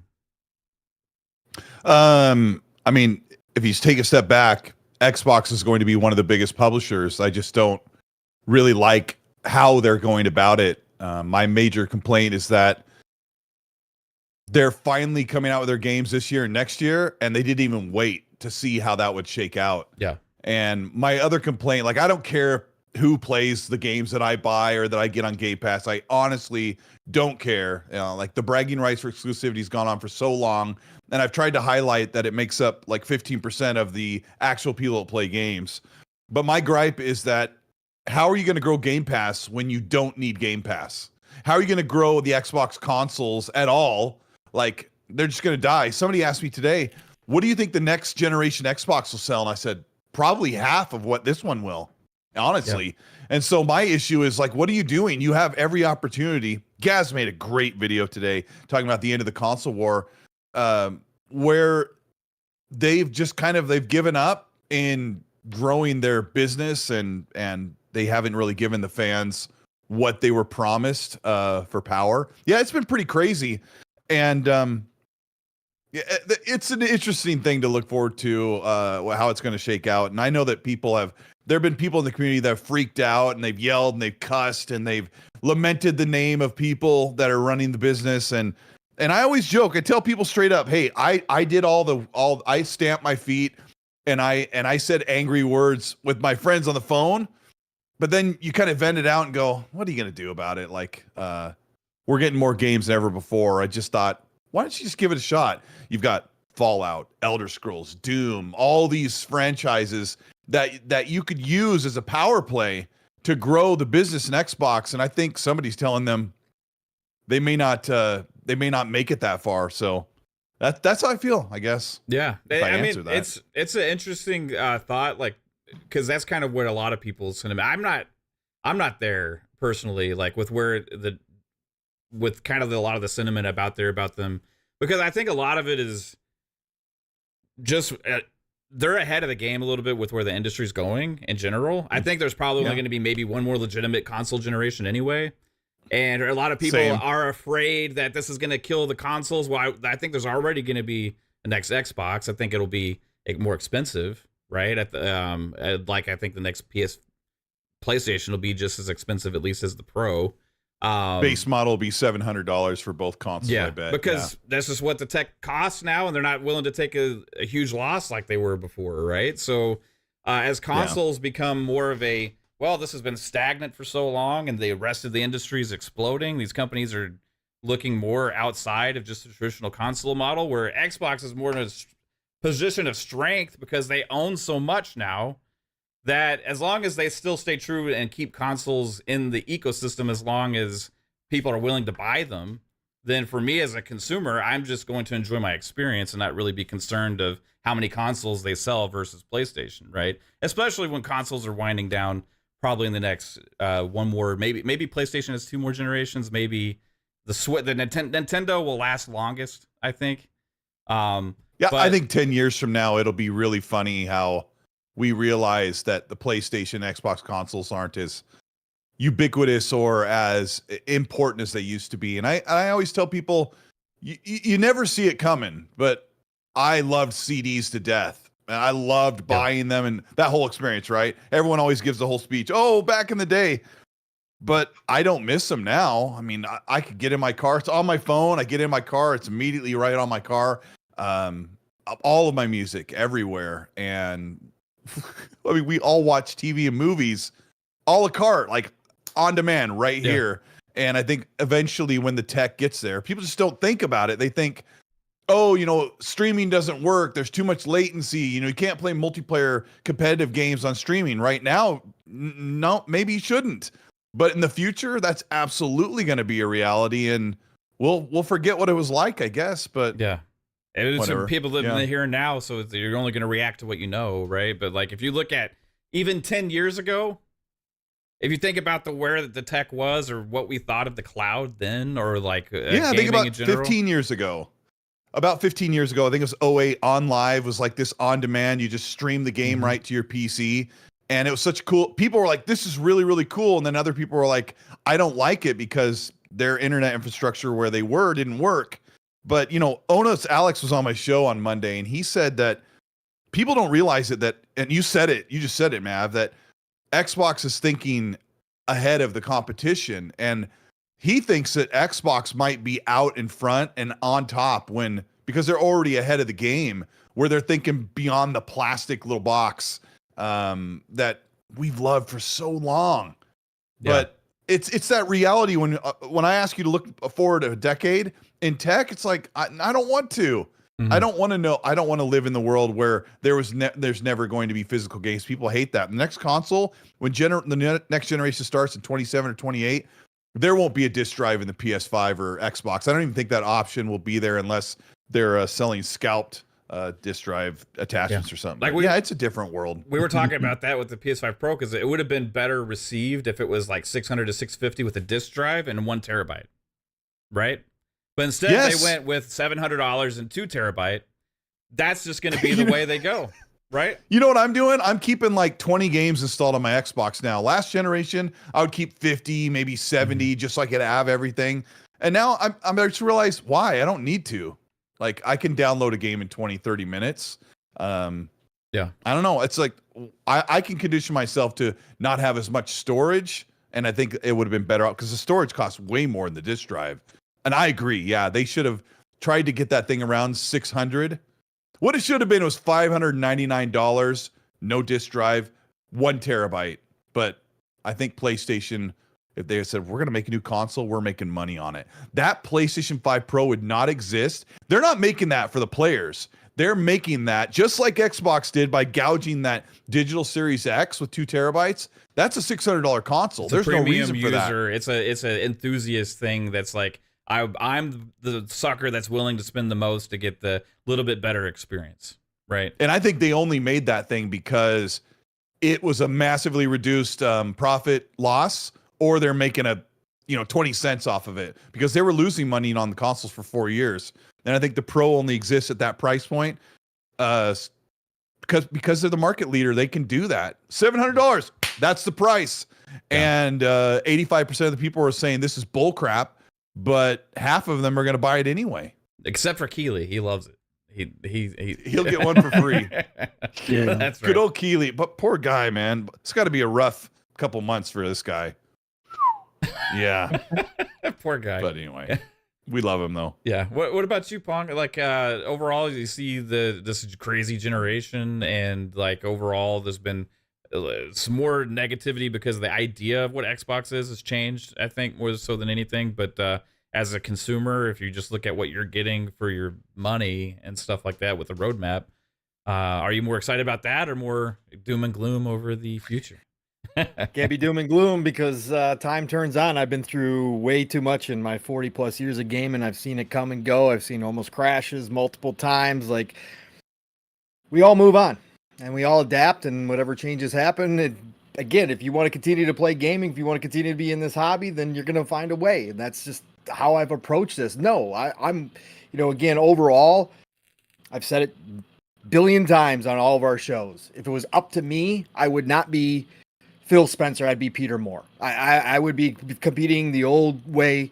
I'd be going toe to toe with Sony. I'd be doing all the other stuff they're doing. All the other stuff is great. Going after more people, that's great. And I'd still be going toe to toe with Sony. I'd still be doing it the classic way. But that's neither here nor there. It's not happening. They've decided to evolve their entire business model for a variety of reasons. The money men are in charge. Microsoft invested $70+ billion in Activision Blizzard. And it's payback time. Like, it's faster than we all thought, but that was the accelerant at the end of the day that moved them in light speed forward into where obviously they think the industry is going, which is they're going to be one of the world's, they already are, but they're going to be the world's biggest third-party publisher out there. And they're going to continue to try to push their own hardware. That's why I'm not doom and gloom at all. They still have the best value in all of the industry. So as long, I've said this every single time too, I will ride Game Pass until the wheels fall off. It is the best deal in gaming for me, the type of gamer I am, the grazer that I am. I get extreme value out of Game Pass Ultimate, and I'm going to continue to subscribe to it. I don't care. So as far as the gamer goes in me, no. Like Colt said, I never have cared. Most of us have never cared if other people play our games. Again, I don't agree with the strategy, but as a gamer, no, it doesn't affect me at all. And if they decide to one day close up, the hardware side of business and go full third party, okay. Again, I stopped my fanboyism when Sega died off, right? When Sega exited the hardware business, that was when I was a Sega fanboy. We didn't have social media. We didn't have console wars like this because this didn't all exist. But I would have been here doing this if we did back in the Sega days. But that's all gone for me. So again, if they close up the hardware side, I'm gonna move on. I'll go find where the games are playing. If it's PC, if it's PlayStation, if it's Nintendo, for God's sakes, I'll even though I haven't invested in Nintendo in 3 decades, I'll go back to Nintendo again. I'll find a way to game because at the end of the day, that's what I am as a gamer. But right now, Xbox still gives me the best value. I still love their ecosystem the best. They still produce. This is why I don't own a PlayStation for the first time in all the generations. I don't own a PlayStation. I'm not planning on buying one because they're not making any games. There's so few games that they are making that appeal to me from their first party. I don't need to go get one. I don't feel it's worth it. Whereas Xbox provides me actual games that I do enjoy. Indiana Jones, Starfield, Age of Empires. Like, they own some of the biggest franchises now that I love. So for me, Xbox is the place. It's the home. And like I said, next generation, if they move forward and they do some kind of hybrid crazy system, I still think they have a chance. Unlike Colt, Colt was saying he thinks they might sell half. I'm a little bit more optimistic, but I always am. I'm the glass half full guy. I think that they have to make something compelling if they're going to continue to try to do hardware, which they obviously are. They've quadrupled down on it. So if they do something compelling, they do this hybrid system, they allow me access to other ecosystems and storefronts and all that kind of stuff, I think they got a shot. I still think they do. I think now with Sony with the Pro out here at 700, like I said last night on our show, Mav, I think that breaks the ice. So if they're going to do something crazy, if they're going to have a handheld and a box, and they're both going to have premium versions of those, the price point isn't going to seem so bad if they've got more bells and whistles than PS5 Pro. That's already set kind of the tone for the next gen. And Sony's going to be the one that's stuck, trying to figure out how they're going to increase their value coming in with the PS6, and I still think they beat them out the gate. So I'll be there day one. I have a PC that is in the top 1% of PCs that people play on. It's not going to stop me from still investing in Xbox, so I am excited where Xbox is going. I'm not doom and gloom. I don't like it. Again, if you want to get down to the nitty-gritty, I would rather them be competing, but for them evolving, they're still giving me a ton of value, so I'm still here, and I'm still a fan of what they're doing. But is it their fault for not being competitive that the PlayStation 5 is $700 Pro is $700? We talked about this last night. If you're going to blame Xbox, first of all, if you're going to blame Xbox, you should more than half should be blamed on Nintendo, because again, Nintendo has been sitting over there overpriced hardware for nearly a decade. Their fans have overpaid for $200 on the Switch for nearly a decade on some old ass cell phone tech without zero complaints, with no articles being written about it. Oh, come on. So, the Switch absolutely. is $200. It's got a screen, it's got a battery, it's controllers. They got cheap ass controllers, Colt, that break all the damn time. They've never fixed that problem. Listen, they've gotten away with murder. Okay. So again, for PlayStation and Xbox to finally go, we're not going to take a loss on the hardware anymore because we don't have to, because we're expanding our business elsewhere. We don't necessarily need to take that loss like we used to in the old days. That's fine. That's what they're going to do, right? But no, I don't blame that. I now it's up to the consumers. Now it's up to the Sony fans to put their foot down, close their wallets, and say, no, we're not buying this $700, $800 with all the bells and whistles here, $1,100, $1,300 in Australia. No, we're not going to buy this thing and give them the biggest flop that they've had since the beginning of the PS3 generation. Well, if they do that, that would hurt Sony where it counts. The PlayStation 5 Pro is going to sell out for probably 3 months. It is. I agree with you, Cole. I'm just saying it's up to them. They'll make very few of them compared to what they would normally make for a console. Yes. And so it'll be pretty popular, and then it will generate FOMO, where fans will go and say, you know what? I wasn't going to buy it, but now it's unavailable. So now I really need to have one, because nobody tells me I can't have something, even if I don't want it. There are people are like that. That's human nature. Mm-hmm. But I would say that $700 really prices the type of people that buy a Pro. And there's really only been one mid-gen console, and that was PS4 Pro and Xbox One X. It's only been one time, right? Everyone says, well, normally mid-gens, the people that would normally be buying a PS5 Pro are probably deterred from that price. I would say they were probably hoping that thing would be $550, maybe $650 at the most, maybe even only $600 at the most. So I really do feel that half of those people are like not even gonna bother.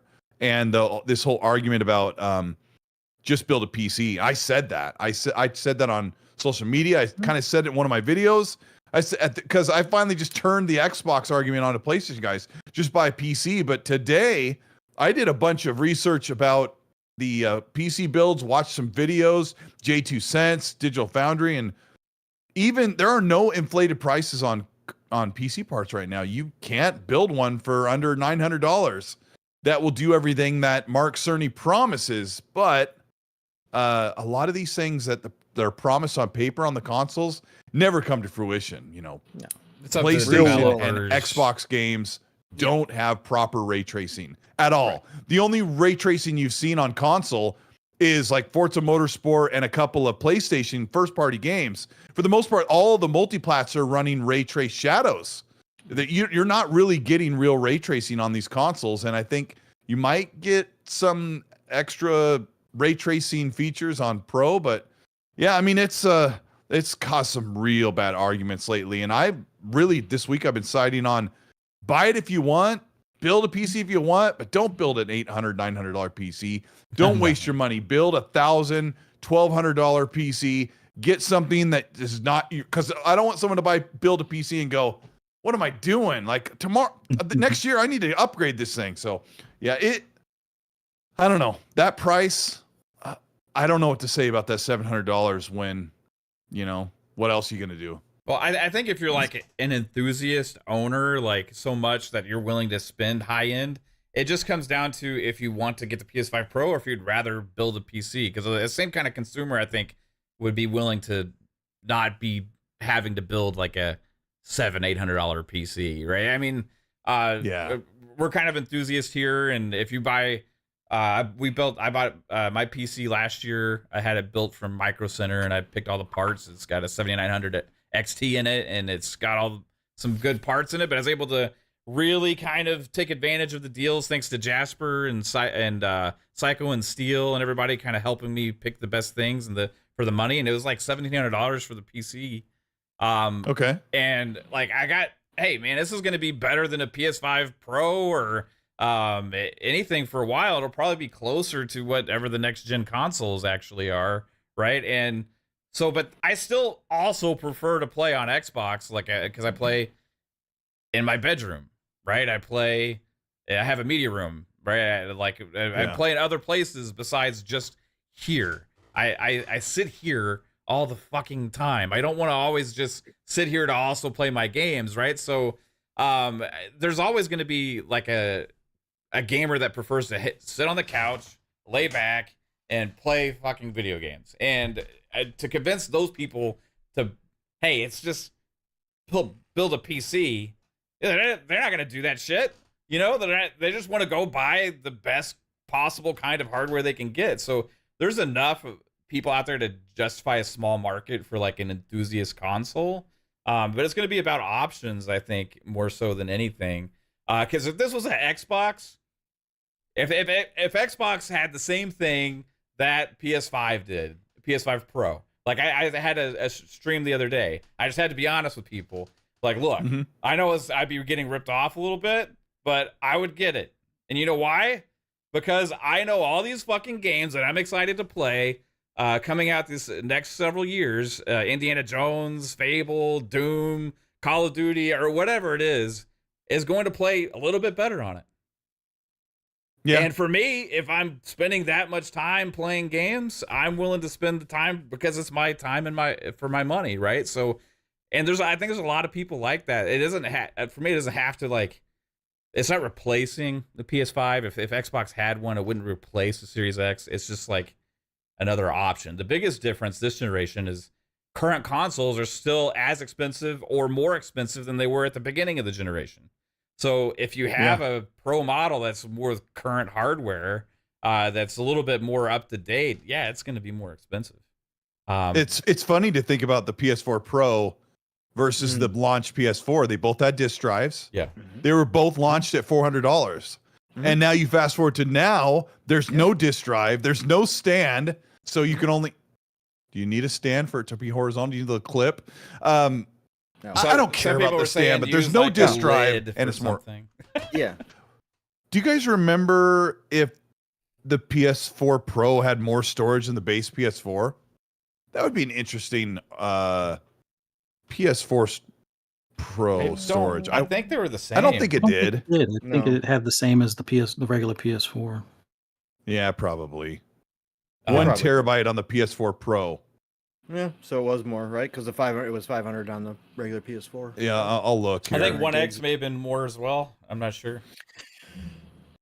Yeah, I think it was 500. Yeah, something. interesting. So They but bumped those it. were just sorry to interrupt. Those were conventional hard drives. They weren't SSDs. So yeah.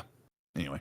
But that's the difference too, Colt. This generation, no price drops, right? By now, we would have Yeah. price drops on the original hardware, and so the Pro, the mid-gen, The Slim went up. yeah, exactly. Yeah. That's what I'm saying. Like it's crazy. Like this is the first gen overall that we haven't seen that formula come to fruition like it normally does. Like, and that's been the shocker. That's why I always knew this thing, or had always guessed that this thing was going to be this price, is because I'm like, why? There's no way they haven't dropped prices. In fact, like you said, Colt, some of the prices have gone up on this hardware. They're not going to bring this thing in at 600. They're never going to do that. They're going to make money because they know they're only sell, like we were just talking about, Colt. They sold 13%. PS4 Pros of their entire base was, that was 13%. And they got to be planning on this thing, like you said, at this price point, probably less than 13% of whatever they're going to sell the PS5. They're probably expecting 6 to 10%, maybe, in that neighborhood. So this price point makes sense for this generation. And it's weird, it's crazy, it sucks, but that's kind of where we're at. Yeah. It's different. It's just different. But I think the more thing is, like we said, is like because it's 2 terabyte, that hard drives, the SSD is super expensive, and they didn't put a disk drive in it. So if they would have went the other way, 600, 650, had the disk drive and 1 terabyte, you wouldn't have a lot of overreaction or people be upset about it, because a lot of those gamers are thinking, I got to go get a disk drive now. And the scalpers are seeing that, like, oh shit, all these people are going to get a disk drive, right? So, hey Jasper, I want to get you. You've been quiet for a while. I want to. What do you think like the next Xbox comes in at now? Because like, do they hit 26? Is it going to be $700?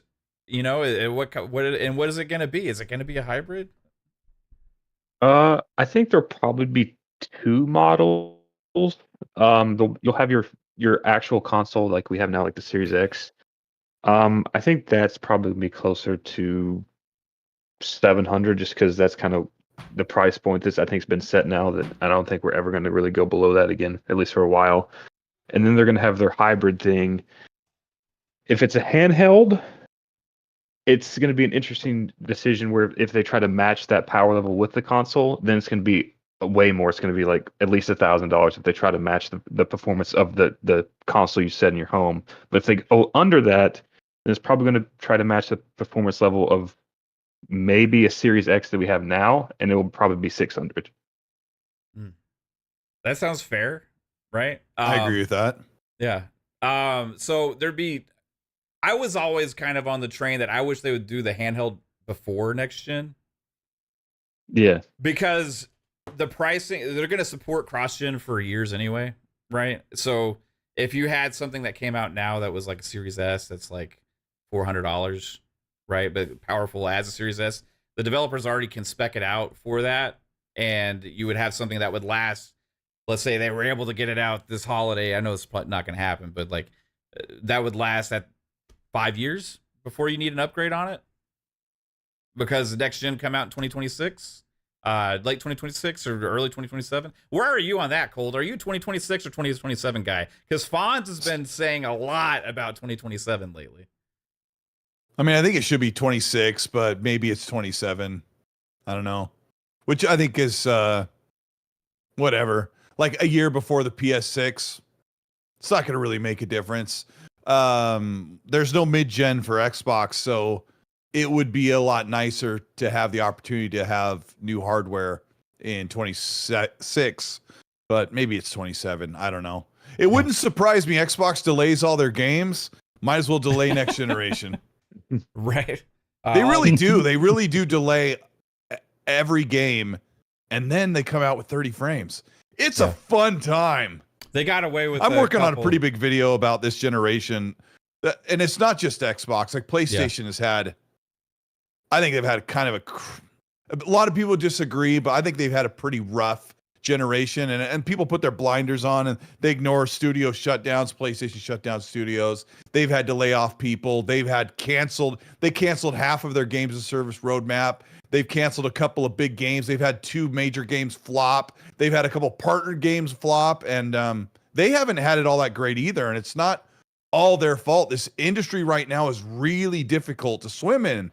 And this console generation has been very difficult through a pandemic, coming out of the pandemic, trying to figure out where marketing trends are going. People are chasing. It's crazy. It's going to be a big video. I'll probably spend the rest of my life making it. It'll be great. I think the issue with the 2026 launch for next gen is that's going to be kind of the start of AMD's technology that Xbox wants in their console, is when they're going to start making it in 26 pretty much. So they're going to have a very limited supply if they want to push that console out like holiday of 2026. So they're probably going to wait till 27 so they can actually get a decent supply chain built up and launch a console. Damn it, why are you making too much sense, Jasper? There was actually no... Well, they're doing UNDA too. They have this unified RDNA architecture where they're bringing together 2 of their architectures for the next set of AMD software roadmap. I just started reading into it. So yeah, Jasper's probably spot on. They're gonna start working on that probably next year, and it'll take them a couple of years to get everything honed in. You can always figure out what the roadmap is, and consoles are, they're usually like a generation and a half behind. They provide you amazing price per performance, and one of a hardware developer for Xbox who follows me, has been replying to a bunch of my tweets about this, just keeps repeating that still today you can't beat the price per performance on a console by using off-the-shelf parts in your own build. You just can't do it. And I've tried to look into if you can do it. I've had my PC right now is about a $3,000 PC because I put a bunch of extra stuff into it. And yeah, I mean, that's where I want it for production. And yeah, it's bro, playing Red Dead 2. Oh my god! At its highest, oh my gosh, its highest fidelity was probably one of the best games I played this year. Just replaying that over again, but yeah, the tech will move forward, and we'll enjoy it. People complain a lot, and I know that you guys talking about the doom and gloom. There's a lot of doom and gloom about PS5 Pro and where the Xbox consoles are right now, and the Xbox Series S it's their fault for everything. People don't stop and realize if you don't own an Xbox Series S, shut up. You don't know what you're talking about. That console for $300 is a miracle. Mm-hmm. It's playing almost every single AAA game that comes out, except for Baldur's Gate and Black Myth Wukong. But these games look fantastic on that little machine. I have 2 of them in the house. My kids, 3 of them. Holy smokes! All 3 of my kids have a Series S. And on a nice TV, on a nice TV with HDR, every time they're playing, I look in, I'm like, dang, that Series S can do it. It's amazing. Yeah. But on the PS5 and the Xbox Series consoles, like, we're getting incredible looking games. Almost everything's at 60. I mean, you could name on one hand the games that don't come out that are only 30, right? Right. That's that's something that everybody keeps talking about. Well, games are going to keep being 30 frames this generation, even on the Pro. And I was like, yeah, well, there'll be a couple because the developers are going to decide to go that route, right? And maybe push the fidelity. That's a developer's options and stuff. But like, literally, and stuff is getting beefier, like the Marvel's 1947 or whatever it's called. Yeah, that Marvel's game is going to be 30. It looks incredible. We all watched it, going, "Oh man, it looks great." It's like it's at 30 though. It's like, I don't know. I want 60, but I just wish Xbox would do their performance modes at launch. That's a criticism I have. Why? Why can't they, Mav? I don't freaking because they said it in the interview. Like we don't really need it. Like what? I need it, motherfucker. Give it to me. I'm the one that wants to play 60 on my games. And then on the Cerny thing, they actually were like, 3/4 of our players are choosing performance mode. So there goes the whole narrative that like casuals don't give a shit. Well, obviously that's the most casual like high performance console there is, right? So if 3/4 of the PlayStation gamers are choosing performance mode in their games, that means they prefer fucking performance mode. So yes. Well, 3/4 on Xbox can't do that because they don't get the performance mode. It doesn't launch on their game. So this is why like we would complain and rant every time that they would say like, even like with Starfield, was like, yeah, I can do 60 guys, and everybody's like, no, can't do it. Todd said it's his vision. That's a bullshit. What a It's not his freaking lie. vision. What a lie. When a year later, the Series S, that little held back That's potato 60 brick of a frames. machine, has a passable 60 frames mode. Oh yeah, you can do 120 yeah. on the Series X now. Like, it's crazy. Oh yeah, yeah. I don't know. Yeah. I've been called out for the many lies that Dealer and D-Batch and Zocker and I all said when we dug into the hardware specs, and then years go by and I look back, I'm like, have they used BC Pack? No. Have they used sampler feedback streaming? No. Are they using VRS? Not really. Are they using mesh shaders? No one's really using them. All these things that made it full RDNA 2 compared to PS5, none of that's being used. And these are the things we were sold on. Like Jason Ronald, Phil Spencer, and everybody, they said, this is what the Series X is going to do. And I didn't think they were going to sit there and go, well, they'll never use that stuff. I never thought that was going to be the case. And yeah, it's been fun. It's been really great. But funny enough, the PS5 Pro has selling point about that, having the options and stuff. But that's something that PlayStation's actually already done really well this generation for their first party games. They've always had like 3 options at launch. Yep. Right. So I've praised. You always get a performance plus all the nice visual things. Yeah. With Spider-Man and Ratchet and stuff. And Xbox is like, you get ray tracing on track, and I'm like, do you mean in game? Like I was in the interview with Chris Sasaki and Dan Greenwald from Turn 10. And I'm like, when you say ray tracing on track, do you mean when you're playing the game? And then they're being really dicey. And then of course it came out that way, but whatever. Yeah. Hey, just keep smiling. Game Pass Dad, Bob. Sorry, just coming to you, bro. But hey, thanks for hopping in, man. I didn't know if you were going to be able to make it or not, because I know you had a show tonight. You had a comedy show. Brothers. Oh shit. I've been playing too much Warhammer. Oh yeah, I got your stream with the voice changer. It's amazing. We are going to have 60 frames per second and not have to choose quality over performance. Mark Cerny's voice almost sounds changed. exactly like that. Yeah. Very Definitely not dark. No, I've just been getting my PS5 Pro, catching up on my backlog. No, I'm glad I can make it. Congrats on the 200 episodes. I feel out of the loop. You guys are killing it. So yeah, thanks for being a part of it, man. Like, I know you can, whenever you can, you hop into the shows and stuff, but it means a lot to me that you're being here. And thanks to you too, Colt, for coming through as well. Hey, you're welcome. I'll stick around for a couple more minutes and then let you guys keep on celebrating. Yeah, right on, man. Yeah, so overall, I asked Infinite Umbra this question. I want to ask you too, Colt. What is your favorite Xbox game this gen? It's a tough question. You want me to go first? Yeah, go ahead. Unless you need time to think about it. No. I mean, the one that comes to mind immediately is Starfield, but I've overplayed it at this point, so I'm letting it cool for Shattered Space. I have 3 full playthroughs plus 2 other characters that are halfway through the game, plus a modded. Okay, yeah, Starfield. I think Starfield's my favorite. Yeah, that's an easy answer for me too. What about you, Bob? I think the one I probably played the most was Halo Infinite multiplayer.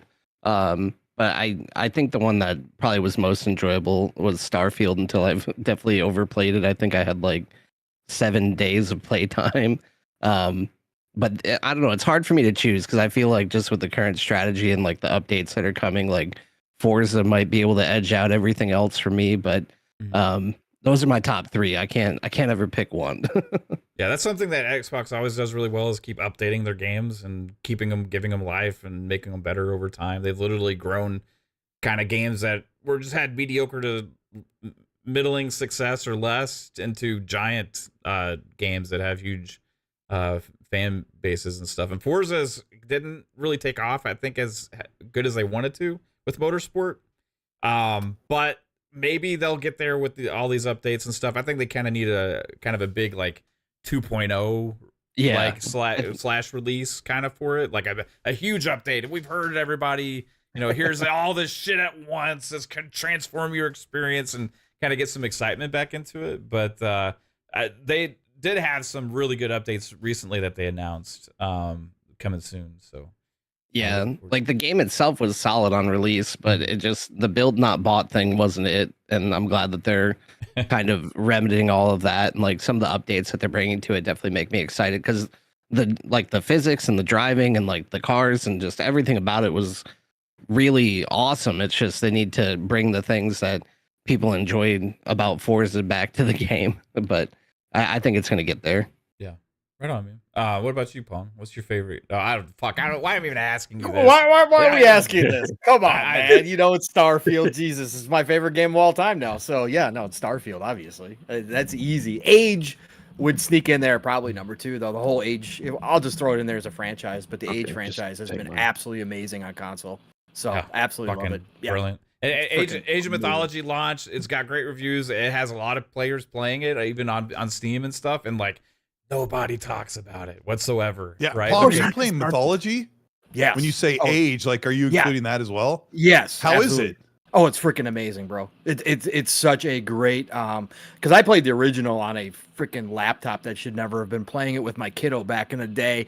But I'm an RTS fan, right? So getting this version, like they did a fantastic job, and they took a lot of what they learned from obviously Age 2 Definitive Edition and Age 4, getting those on console, be able to do that day one with Age of Mythology Retold is just even better, right? And just that game, like I love all of them. It's just that Age of Mythology is so much fun because you're playing not like a realistic, again, the other ages are based upon real world events, right? You're playing with real armies. Like you even learn history through Age. Age of Mythology is just more, I always say arcadish. I don't mean it like it's totally different RTS game, but it's just more fun because you're playing with these mythological creatures, you're calling in god powers and all this kind of stuff. And the way that you go through the ages where you pick a minor god each time you go through an age, which gives you different powers, different creatures, etc., adds the strategy layer to it as well. It's just, they did a great job with it. They do have some things to fix. I talked about the beta when I first played the beta.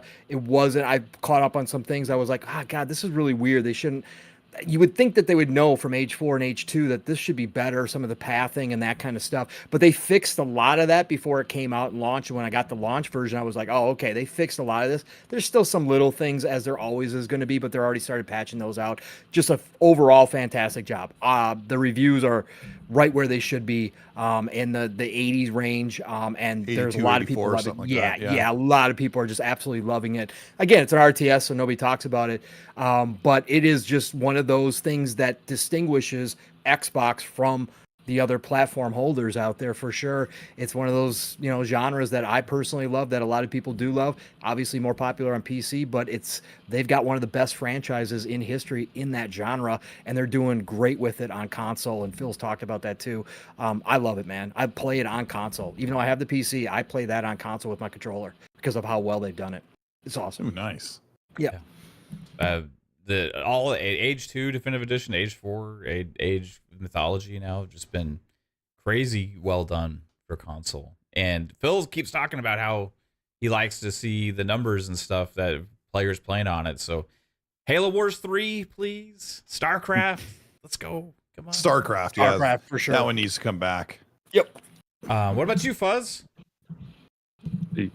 That's a tough one because if we base it off of hours played right now, it's going to be Forza Horizon 5, but I'm leaning more towards Starfield because I wasn't the biggest Bethesda fan. Like, I tried Fallout 4 back in the day. It just didn't click for me. Starfield was, I wouldn't say an instant, but it was within like the first, I would say, half hour. I was pretty much hooked. Being a sci-fi fan, just having the freedom to do anything and everything and follow the mission according to plan or go completely south or left or however you want to look at it and go guns blazing, kill people, rob them, blow up spaceships that you're not supposed to blow up, or join other factions that you probably shouldn't. I have I think I have 5 playthroughs, 2 of them modded, 2 of them broken at this point. Hopefully, update after Shattered Space kind of fixes like the broken main base, like the landing pad is has a hole where the police station is. And I forget the other one. I think I'm Starborn, but I can't get the Starborn that I'm fighting to get out of their ship when they land. So there's something up with that, and I can't go back to Unity or anything along those lines. So it's closed. But overall, just all the freedom to that game, the different things you can do. It's like a dream come true as far as like a sandbox, but in space. Like, and the fact that they keep on adding updates, they've improved it, they've improved the frames. But I'm playing it on PC mainly. Started on console, loved it. And I was like, well, let me give it a try on PC. And I don't think I can really realistically go back to console after that. But just the fact that it's so mod friendly. After that, getting used to a Bethesda game, because I never played any of the Elder Scrolls or anything like that prior. I was able to return to Fallout 4 and actually have a better go at that. Haven't returned to it a little bit because I'm feeling my State of Decay zombie fix kind of thing right now. But yeah, this gen, I would say I would lean heavily into Starfield, but a close second, even though there's more hours in it, would be Diablo 4. Those are my 2 biggest ones. Motorsport, while I loved the visuals and some aspects of it, I'll be honest, was a bit of a disappointment for me. They still haven't done the one update that I wish they would have fixed from 7, and that's to have more control on custom races and how you can set the field and things like that. Like, you can set the field, but I hate racing plain painted cars. Like, I want to be able to take cars from my garage like I can do in GT7, put a livery on it, make it look like a real IMSA race or a real Porsche Cup race, or like the Lamborghini Challenge race where you have the actual painted cars, whether I paint them myself or download ones that are from the community. That's the big thing I really wish that they would copy from Gran Turismo. But aside from that, the tracks, the launch, they could have done a bit better. But I won't, beat them up too much on it for the fact that there's been. I know they've been under a lot of pressure, and considering everything that they tried to accomplish in the time frame. And sure, people will be like, "Oh, they had 6 years and blah blah blah," but even though they say from the ground up, not everything was from the ground up, but for the things that they did do from the ground up, like the handling, that's where they really knocked it out of the park. Like, hands down, it feels like you're more in the track as opposed to, gliding across the track kind of thing. Which before, hopping back and forth between GT7 and Forza, it was always like, oh, it takes me a while to get back into GT7 where I don't feel like I'm sliding all over the place. I can actually grip. But now they're pretty balanced, but I just love that feel, like the nosedive from braking, the actual momentum that you gain coming out of the turn, all of those things, the curbing, knowing how to hit it correctly, and then realizing when you screw up how it kills the entry or the exit to the an S turn or something along those lines. But yeah, that's where I'm at right now. Yeah, I like on track. Hopefully the 2.0, hopefully on the 2.0 update that you were hinting at, hopefully they have something like that in the works here soon. Yeah, on track, it's like by far for me, like, clobbers GT7. I'm a GT7 fan also, right? But like on track, it's the best experience possible. But then it's just like everything else around it, like that you want to have as like that enthusiast of cars and stuff, it's like kind of lackluster, where GT7 like shines and all of that stuff, right? And then on the track, they need to copy what Forza did. Because if GT7 had the handling that Forza Motorsport does for the cars, there would be no question about what's the better game, right? So that only argument there is the fact that, hey, the racing actually feels better and is more fun when you're actually racing on Forza, but the game outside of that is just like lackluster whatsoever, right? But anyway, yeah, another Starfield, man. What about you, Jasper? Did you say that Pong took yours? Yeah, so my two that I've been kind of bouncing back and forth that I think is going to kind of live with me this generation is Age of Empires 2, just because I've been playing that game for 20 years and they've just extended that game another 20 years with remaking it. So I'll be playing that game when I'm 65 and I'll be like, sweet, let's keep going. And then Diablo 4, not necessarily just the game itself, but just the memories that we had, like the whole Kim Bardu storyline that we made up, and just the fun that we had in the game itself, not necessarily the game, just the memories of it. You trying to say it's a shit game and it's just your friends that made it fun? Is that what you're saying? Not just that, but yeah. Okay. Right on. Yeah, Diablo is actually probably my number 2. Then Halo would be number 3, actually. Like, and I think Halo Infinite would be actually higher if they had a better first year of content, because that's when I was playing it the most. But then I was kind of like, and a better story. It fell off, right? Oh, I wanted ongoing story content. I know. Like, I wanted them to deliver on that, but everybody was like saying, "Hey, just kill Halo, stop making Halo, just move on to make something else." And I'm like, no, I fucking want them to give us the continued 10-year experience. I wanted another part of the ring. Give us another segment of the ring, like totally other different bio, a jungle or a snowy. I don't know, do something. I felt like it was built to be able to like expand upon that with that world and with content and stuff. And they decided to move on from it because a lot of the reception of the players fell off and stuff. And a lot of the conversation, I don't know if it's just me, but it seems like Xbox reacts to like actual conversation a lot. You know what I mean? That with the Twitter stuff, and it seems like sometimes they'll turn on a dime or change things based on some of those things instead of sticking true to what they believed in and just keep doing it, and things will end up working out on the end. Because sometimes the games that they've done that with ended up becoming really big successes. And I think if they would have had story expansion content for Halo Infinite, nothing would have helped to do a better resurgence than that, right? If you had like a Shattered Space type expansion or something like that has like a bunch of extra stuff, not But see, then you kind of end up with the Destiny problem, where then your game just becomes known for PvE content, and no one cares about the PvP content. You could say that, but for Halo though, I think it'd be hard for Halo to reach that level. But I get what you're saying. Maybe like, people just start playing that and stop playing until they look forward to the single player stuff. But you know, it's funny because there's a game coming out, or there's this month actually with an expansion, Starfield. Having a big Shattered Space expansion, and people are still writing. It's like the 24th or something, I think. Is that right? Okay.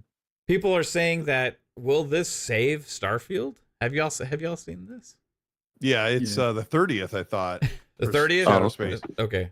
Yeah, it was Insider Gaming put out that article, and that just like made everybody mad. Like, and I could see where he's coming from. He's saying because people feel like Starfield is great, but they think it should be so much more, and it should be like evergreen like Skyrim. And I just don't feel like Starfield is like Skyrim or even like Fallout for me. It doesn't have the moment to moment chewy, crunchy, tasty bits that you get in those other games because it's different.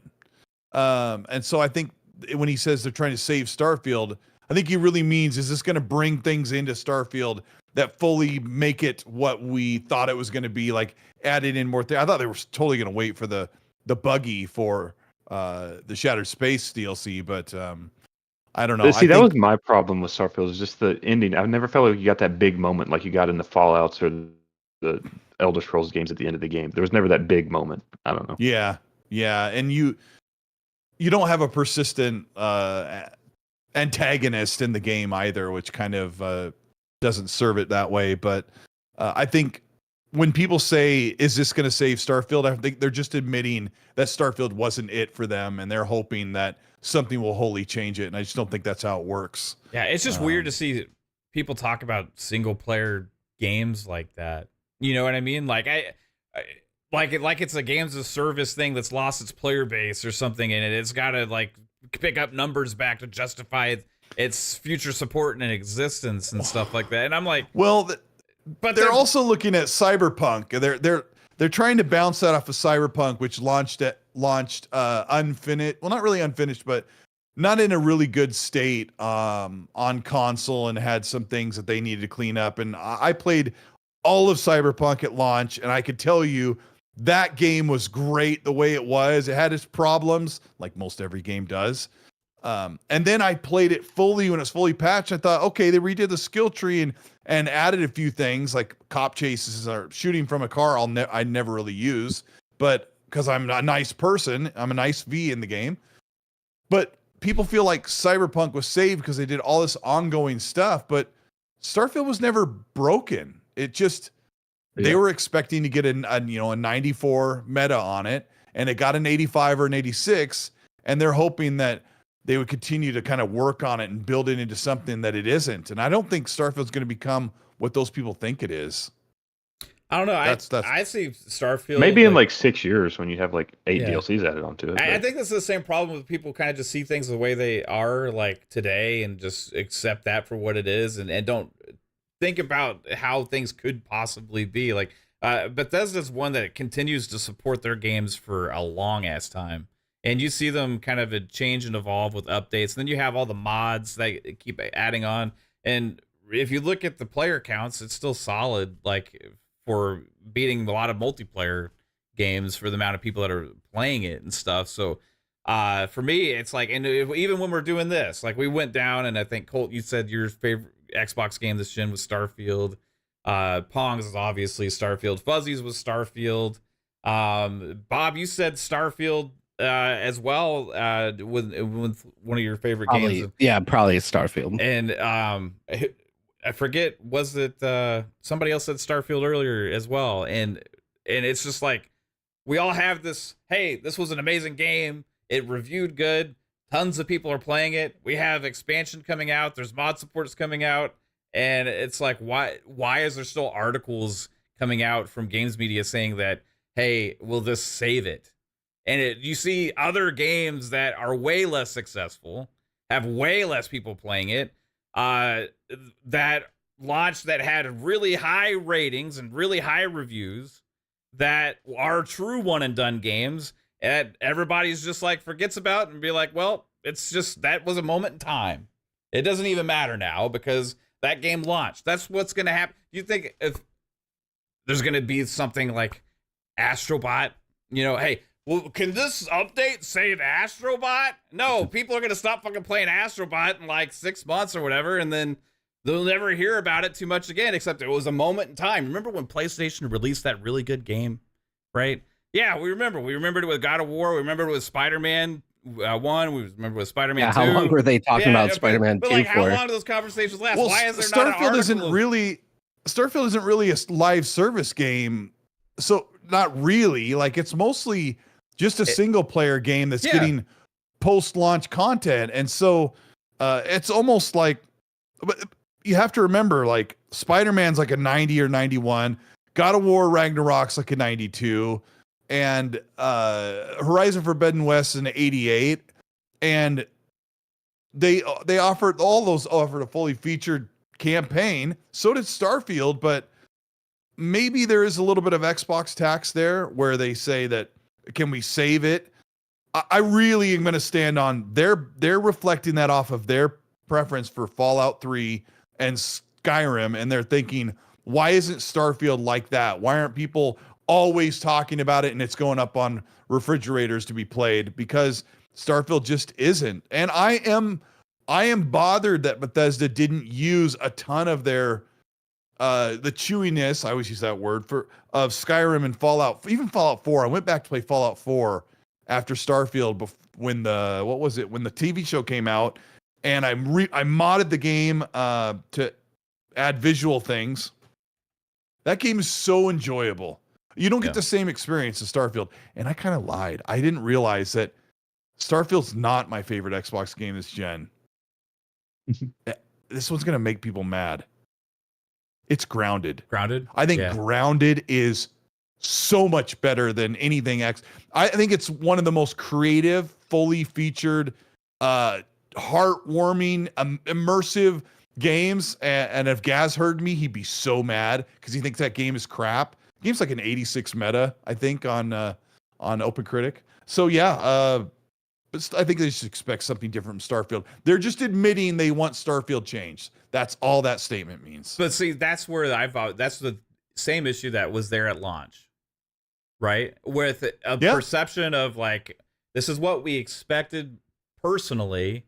It's not what we delivered. So that's why you had some of the criticisms out there, even though the actual developer directs and all these other things told us exactly what the game was, and several Todd Howard interviews and stuff like that. But you had people making videos comparing it to No Man's Sky and all these other kind of things that we were like, no, it's not that kind of game. But they're like, why do people care that I say it's like that? Well, because it's not fucking like that. And people are going to assume that it's going to be like that, and they're going to get pissed Can't even off. talk to anybody in No Man's Sky. I like No Man's Sky. You can't even talk to a character. You can't even have a proper quest. I would love to go forward in that game. I'm so lost trying to follow the quest line and try to manage all this stuff. It's a really cool game, but Starfield is not like it. And you know what? Either is Star Citizen. That game will never come out. Pong, I see you shaking your head a lot in the Starfield conversation. So. Oh, you already know all my thoughts on it, right? Again, I think the conversation doesn't matter. I think the articles are really, I think Colt's kind of nailed it on the head. It's people can't stop talking about it because they still want it to be something different than it was. And it's not gonna be. And that's the problem that we've had all along, is that game was judged like, we never understood why it was judged the way it was, when Bethesda is known for what type of games they make. And even if Starfield is different, and I admitted it took me a little bit to get used to the exploration, because that's my favorite, one of my favorite, but probably one of my top 2 favorite things about Bethesda games is the exploration. It took me a while to get used to, that type of exploration in Starfield, because it was so much bigger and it was so much more wide open, and with the planets, it wasn't all condensed into, one landmass, etc. But once it clicked for me. And I said all along that I didn't know if it clicked for everybody. And I thought there would be some people disappointed, but that's not what some of the reviewers touched on some of that stuff. But a lot of reviewers were talking about that they acted as if they wanted Bethesda to make a new type of game outside of what Bethesda normally does. And again, the loading screen stuff is such BS. That was such an excuse to be used time and time again to slam it and to take it down notches. Oh, this just feels dated. This is Bethesda, okay? This is what they do best. This is creation. You don't get engine. that on another game engine. You No. don't get all of that choice and flexibility and immersion. Exactly, Cole. Exactly, Cole. And it's like they wiped all of that out and said it's not good enough. And then they just totally glossed over. And again, I'm not talking about everybody. They glossed over the fact that everything that people have had problems with in the past on Bethesda games, like the combat, right, was absolutely taken to another level. They worked extremely. You could tell how much polish and work they put into that combat, because that is some of the best, if it is the best, some of the best space combat. But yeah, that's what I was getting to next. That alone in itself, that game holds up against a lot of shooters, whether it's third person or first person. Both feel great, which, again, that was Bethesda taking their game to another level. And then the space and combat. that wasn't it didn't really help them. That was Bethesda that figuring out how to do that on their own. And I think the Fallout 4 shooting's really great too. Yes. And they had just a little bit of help from id did a little bit of help on Fallout 4, but it was Machine Games that just kind of overlooked and said, "Hey, what can we help you with?" And and Todd said it wasn't the gunplay. So nope. And I think, again, they didn't get enough credit for that in the space combat. For the first time doing the space combat and then introducing the spaceship building, like, for the first time doing that in a game, they knocked that out of the park. It feels good. And that the spaceship building is a game unto itself. It is, you can spend hours upon hours, and we haven't touched on the base building or any of that kind of stuff. I thought they just did a fantastic job. I thought the reviewers were very unfair to Bethesda. I felt like, again, that everything that Mav just pointed out, that they did go into it thinking that Bethesda was going to make a different type of game than what they got, even though that is a Bethesda game. Yes, as Todd and everybody else talked about, it's It's a different way of doing it because we expanded it to thousands of planets now, right? We're not in one landmass, so we had to think differently. Yes, we use more procedural generation than we normally do. We had to do that. There's no way to handcraft 1,000 planets, and everybody just loaded up on it and dropped that score. And I think that, again, to go back to the original point, Colt made a great point that the people that still talk about it are the people that are overly disappointed, and they can't stop writing articles or talking about it in that manner because to them it didn't hit the notes that they wanted it to, and they're just hoping that there's going to be reworked like CDPR did with Cyberpunk. And to a lot of people, then they all of a sudden suddenly discovered that it was a great game, which Colt, again, I agree with you wholeheartedly. I played it all pre-patch, got over 300 hours in one game. One playthrough, and I love that game from the beginning. Series X didn't have the problems that everybody else was having. I really didn't. I saw all the problems, but I didn't get those problems. And Cyberpunk was great from the beginning. People just missed out on it because the hate train came along and everybody jumped on board. I mean, period. See what happens when you're negative? You know, you miss out on good stuff.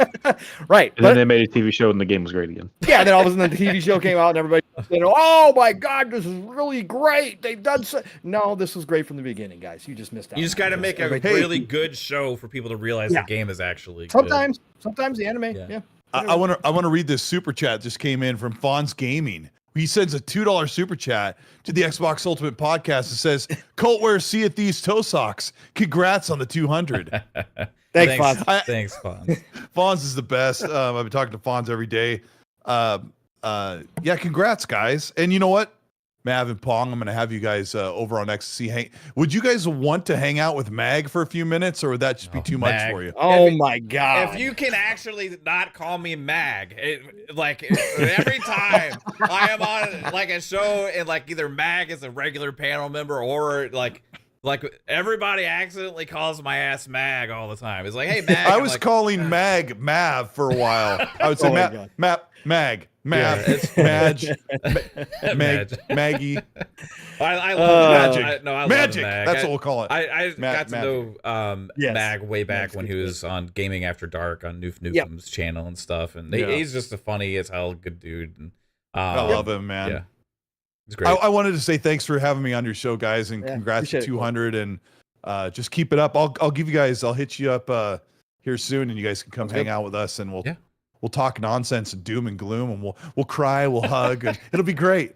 Make it happen, bro. Man, I wish. Yeah, shout out to your chat, Fuzzy Belvedere and Charlie Hustle, and a bunch of people, Colin Prime, a bunch of people I see every week on my show and everybody's show. That this community, I always got to give this speech because this community is so connected. Like all of us are all watching each other's shows. We're in the chats. You guys are so amazing. You change our lives because we can't go to work and talk like this about gaming. They won't listen to us. And so thank you for being here and listening to us talk about games. It means a lot, man. Yeah. You guys have a good night. And I'm going to get out of here. Colt. Everybody check out XNC podcast and Colt Eastwood's channel and watch for his next videos because they're top notch for sure, man. I appreciate you. Thanks, guys. Have a good night. Thank you. Good night. Take it easy. We also have a $2 super chat from Verg Brizzle. Says Starfield is my favorite game of all time. Shout out to you, Verg. Mine too. Yeah, I kind of like fluctuate in that in my mind a lot of times. Like sometimes when I'm playing it the most, I'm like, yeah, this is my favorite game of all time. And then I start playing other stuff and I'm like, Starfield still because I'm not playing it right now. But yeah, that's when you know. Out, that's when you know, Mav. Every time you hop back into it, it instantly goes back up again. That's the way Skyrim was for me. That's the way Oblivion was for me. Even if I didn't play him for years, the minute I hop back into him, I would have had favorite games that came, and I was like, oh yeah, that's my most current favorite game. I'd pop in one of those, and it'd be all over, fall in love all over again. I'd be like, oh yeah, that's right. Yeah, that's right. That's why I kind of have this like Mount Rushmore, right? And it's like Starfield's there, Halo 2 is there. Neverwinter Nights from me is there. Command & Conquer Red Alert 2 was there. Right? Like this it goes back so far. You think about these Final Fantasy Tactics. Fuck yeah, dude. I could say that. It's just so there's so many great games. I'll even say like games that a lot of people may have not liked as much as like Far Cry Instincts Predator and the original Xbox. Like man, or Far Cry Instincts. The Instincts Predator came out on the 360. But yeah, Far Cry Instincts on the original Xbox. Like that's like up there for me because I had fucking fun as hell playing it, right? The map editor, the multiplayer, playing custom matches and stuff like. Yeah, your memories have a lot to do with it It's too, it's right? about 'Cause- personal feelings. Yeah. NFL 2K5, I got some of the Fuck, greatest yeah. memories of fucking all time with that because me and my boys playing it like Mhm. nonstop. Like it's crazy what that does, but that elevates it, right? Yeah. But if I had to go down nitty gritty with gaming, yeah, I mean it'd be different lists, but there's certainly some that pop in there just because of the overall enjoyment, the fun, right? The just Yeah. pure fun and the memories that you have from them. So, yep. And Agreed. Red Dead Redemption 2. I got to put that up there. Like it's got to like for me it's Still Red Dead 1 guy, but yeah. yeah, no, I feel you. But if you finish, you should finish Red Dead 2. I know. I still haven't I finished did. it. I got to go back and play Red Dead 2 on the PC. If you so I get love my 60 Red frames and Dead stuff. 1, you might really enjoy the end of Red Dead 2. But see, the thing with Red Dead 1, like, it's such a good game, and I also have all those memories on top of it because I've put so many hours in multiplayer, yeah. and the DLC that it came out with is one of the best DLCs ever Yes. made for The any game ever. zombies, yeah. Yeah. Yep, it was. Absolutely. And I just like I always like see both stories are really good. Now I play through over half of Red Dead 2. So I've got a good grasp. And again, I know there's some twists and turns coming up, but Marston to me still takes the cake. Yeah. And I know that's a lot of people don't agree, but I think Marston was just a better character. I love him too. He's great honestly in 2 as well. Like halfway through the game, you start to get more and more like. But Morgan for me and I was with you. I was like playing Red Dead 2 and I was like, man, I wish I was playing as John Marsden. I wish I was playing as Marsden, right? But then like something happened in the middle as the story started changing and evolving into that. Like I was like, wow, this fucking spoiler alert. This character, the way it was written and this overall arcing story for him, like he became like my favorite protagonist as like not like Master Chief's my favorite, but like overall, like in something that's different than that, like of all time. Like I think he's just the best character like out there, man. So like, but Marsden's great too. But yeah, I can't. I think another one that has to be on that Mount Rushmore, at least for me, is the OG Star Wars Battlefront. Like when that came out, that was like mind blowing. Just like having a massive Star Wars battle that like every kid's dream. Like you playing with the toys, but now you get to play with it in a video game. Like that was amazing. Yeah, Lord of the Rings, Battle for Middle Earth 2 for me. Bad Company. I mean, again, Bad Company too? I have some of Oh, the yeah. best fucking memories of my life with Bad Company, bro. Like ridiculous. We've got amazing games this generation, but the thing is about this gen, I think the best is yet to come. Oh yeah. Yeah. Were you gonna say, Bob? Oh, I was just saying the Bad Company games were some of my favorites. Could you imagine if they announced Bad Company 3 was the next Battlefield? It's an automatic win. That's why I said it from the beginning. They'd probably just I do mean, it. Just title it. It's an automatic That win. Delta Force game I was addicted to, though, is probably the next best thing. I can't That wait game for was that awesome. I can't wait for that to come out. I really want to play that. Did they release controller support for it yet? Supposed to be beginning of next year when they start releasing console support.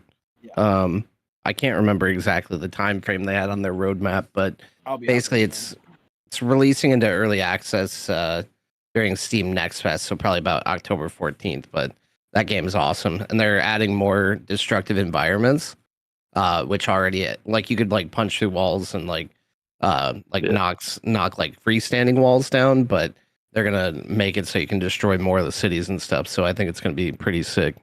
Yeah, right on, man. Berg Brizzle hit us with another $2 super chat. Says 8 days later, and I'm still finding new things. Talk about Starfield. Yeah, 100%.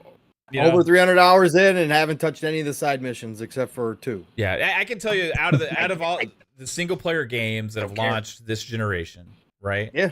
All the PlayStation remasters, remakes, and new games that they've had, whether it be a sequel or whatever, and then all the other Xbox games that have launched, then even Nintendo games that have launched.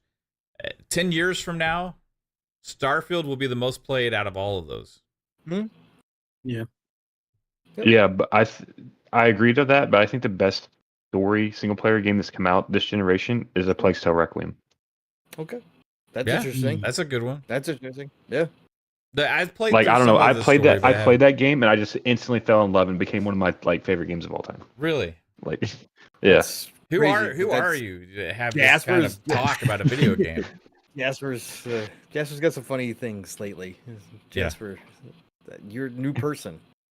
Yeah, it's like he's found this growing. inner peace. Like, you know, I'm okay to talk positively about the things that I love, and actually say that.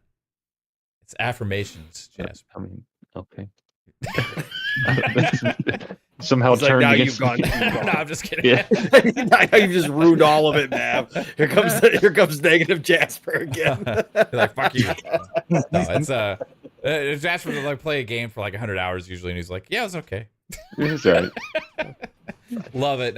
But yeah, like Plague Tale Requiem's one that launched. I remember it launched. It only had like had 30 frames and it had like a 45 frames mode or something like that. Then they updated it later, but like it didn't matter, right? It was still you probably played on PC though, right?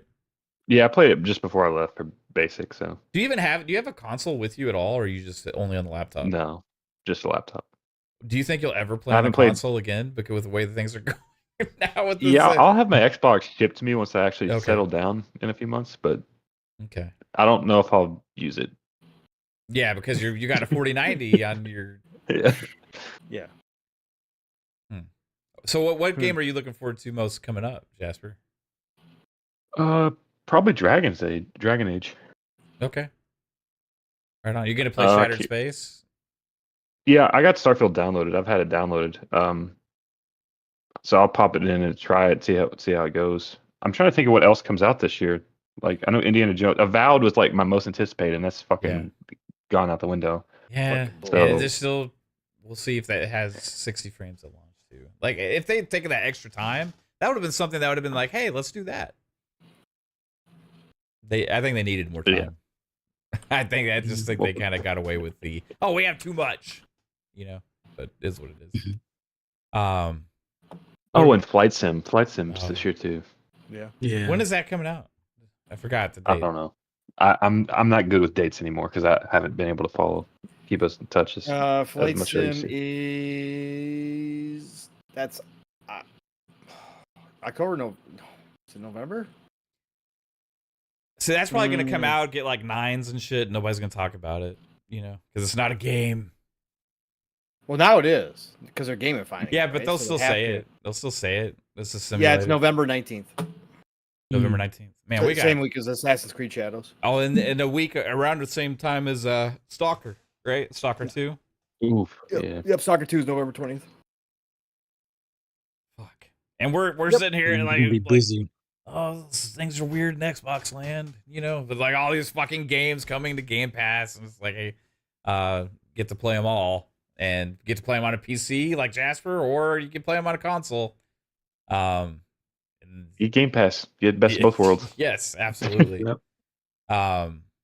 Hey, did you finish Star Wars Outlaws? No, I'm kind of jumping between that Space Marine and Test Drive, so it's kind of hard finishing games. What can you tell Pong? I was telling Pong that you said positive things to say about Star Wars Outlaws because I was even listening to Rand and Jez earlier, and Jez was talking about it like it's not. I don't think he liked it very much or whatever, or at least the reception from people is what he was acknowledging wasn't very good. Mm-hmm. But overall, your thoughts on Outlaws because you're further in. Yeah, so like a lot of people I feel like kind of played the first few hours of it and was like, oh, it's just a stealth mission or whatever. But like as the game goes on, like you can see the character progression and like character development in the game takes a long time to like kind of develop in the game. So I think a lot of people are missing that because like I'm like probably 75% of the way through the game, and you can see the character kind of taking a turn for a certain side. I'll just say that without spoiling it. Yeah. And well, a lot of games I feel like are kind of shallow with that, and you can actually see the character growing as a whole. Right. And like, I would like if the game kind of ends how I'm expecting it to. Like, I would like to see this character continue. So I don't know. That's cool. I mean, again, I if Ubisoft fixes my shit, I've been wanting to play it, man. But it's great to hear because I've heard more people like you, Jasper, come out and say the game, that they are actually enjoying it. I've seen a lot of people post going, I don't know why it's getting hate. And again, this was one of my most anticipated games this year from the beginning. Just the trailers alone gave me that, this is not Disney Star Wars except for Nick. And also, I feel like This is people are actually doing something missing the different. open world aspect of the game. Like, Right. if you just go out and explore, like, Right. there's stuff out plenty there. of fun stuff to do. Yeah, you know? that's what I saw in the developer interviews, and I was like, why the fuck are people hating on this? People are calling it bland. I think because they're like another typical bland game and stuff. And I'm like, I don't know. It's pretty. I don't know. It's a video game. Have you? Like There's a lot of I people was- just complaining about this generation and thinking that video games. I'm just like, there's there's a lot more games coming out that maybe don't hit the way they're supposed to, and a lot of people don't enjoy. There's just a lot more games in general, but like we're getting more games than ever before that are fucking awesome and that are fucking fun to play. So overall, like that's why I call this the golden age, because I've never had this many games I've wanted to play. And I've always been a grazer. I've always wanted to play tons of games. This is beyond. This is crazy to me. So, but I just think the overall sentiment is more negative now on video games. In general, it's so. like either it's fucking amazing or it's shit. whatever. Yeah, like it's like the whole like good to like, hey, yeah, it's a good game. I like that game. That that's a cool game. They did a good job. It's fun to play. Like that whole like category doesn't fucking exist anymore. You know what I mean? It's Well, that's like most of my categories. Like, yeah, it's all right. Right. Yeah, right, exactly. Which is fine. That's better than what we got now. Like Mav is saying, like now because of discourse and how it is online. It's like, why didn't they meet it's expectations? tribal. What's wrong with this game? Like you have to choose a side now to be a part of the conversation, and that's the people of the people just don't. They say, oh, you're just capping, or they're like, oh, you're fake, right, or whatever. That's the problem now. Is it's one extreme or the other, like you were just saying, Mav. We used to be able to say that was a pretty damn good game. I had some fun with it. It had some fucking problems, but overall it was pretty cool. Had a good time. Kicked around for 15 hours. It was dope. Now you can't say that shit about a game, especially if the Metacritic score is a 7 or a 6. You can't say that shit. People like, fuck that. What? Or even an 80. Yeah, sometimes an 80 now is like, what? Yeah, Why would you waste your time with that? What the fuck? How dare you enjoy a game that's not universally accoladed? So, real quick before we kind of move on too far, you were talking about your Ubisoft issue. Like, so you were charged for it, right? Yeah. So, can you play Ubisoft Plus on your Xbox since it's already signed in? Nope. Because I got to verify. Because it wants me to verify, and I have to log into Ubisoft Connect. Oh, through gotcha. the Xbox. Yeah, so it takes me there, right? So even though I thought that was going to be a possibility because I do have my Xbox linked, right? I had my account linked the entire time, so I was like, okay, maybe. I went right away and tried it, Jess, because I was like, oh, fuck. Maybe I can at least get on the Xbox. No. Nope, sends me to Ubisoft Connect, and because I can't verify my email yet, so I can't actually log in, it doesn't accept anything now that I've got. So, yeah, no, until I get this fucking fixed, I can't do shit, man. Sucks.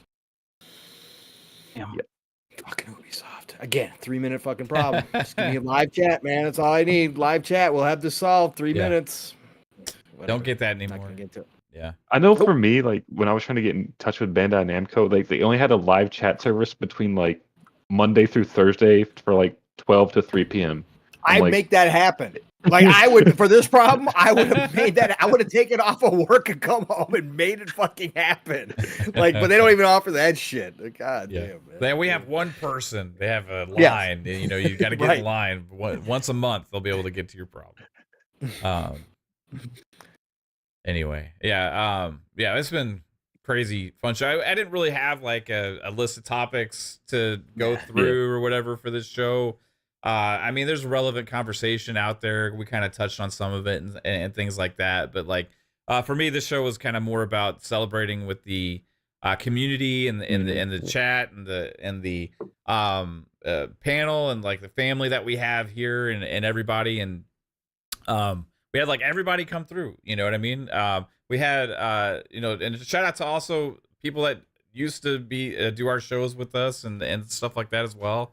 We miss having you here a lot with the family and stuff like that too. But like, everybody has lives and everybody has to do different things. But one thing that's been crazy is the consistency of you guys, like actually just taking part and enjoying and hanging out with the conversations and, You know, like we just a bunch of friends that just shoot the shit and talk what we want to talk about, and that's what we do on all of our shows and stuff. And it's awesome to have somehow doing that built a community that shows up and likes to take part in the conversation, right? And that's what it's all about. And the other reason I wanted to invite like a bunch of people from the community here to just kind of roll through and stuff is just to kind of show like overall this community expands, and like we are all this whole connection of everybody that we've all become connected somehow. And I know a lot of people watch all the different shows, and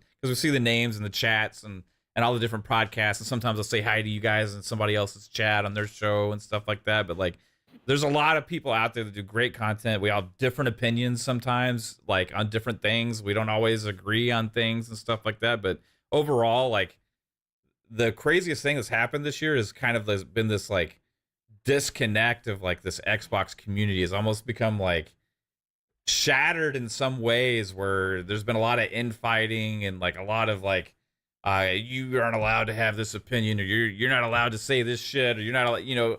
And it's like overall, it's like, guys, we're all just fucking talking about games. We all have I had a lot of people come through here that like I greatly respect and stuff for all the shows, and we all do things differently, right?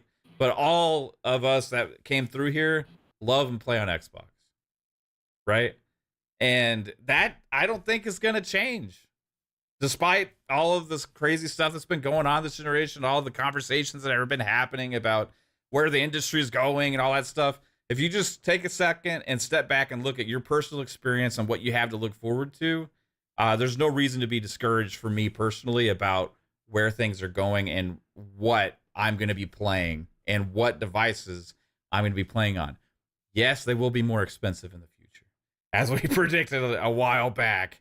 But that's not Xbox's fault. It's not PlayStation's fault. It's really, you could go into a lot of different They reasons. also give you more places to play. Yeah, exactly. So you have accessibility is your friend there, right?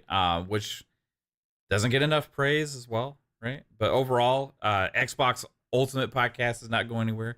Not going to change to Microsoft Ultimate Podcast or some bullshit like that, you know? Just going to keep rocking out, and it's been a hell of a 200 episodes, and I can't wait for another 200, man. 4 years, over 4 years of shows. Because, yeah, I know technically 4 years to be 208. I can do math. But, you know, we've had weeks we've missed and all those kind of things, right? So holidays and stuff. So like we've been around for over 4 years now. It's been absolutely crazy. But yeah, let's get everybody out of here. Chat. Thank you everybody so much to watching all of our content, whether it be this show, FSP, and PM in the PM. We'll have more milestones for those in the future as well. But yeah, Bob, thanks for joining us from after your comedy show, man. Like it's great anytime you can have a time to hop in on a Friday night. Yeah, I'm glad I could jump in.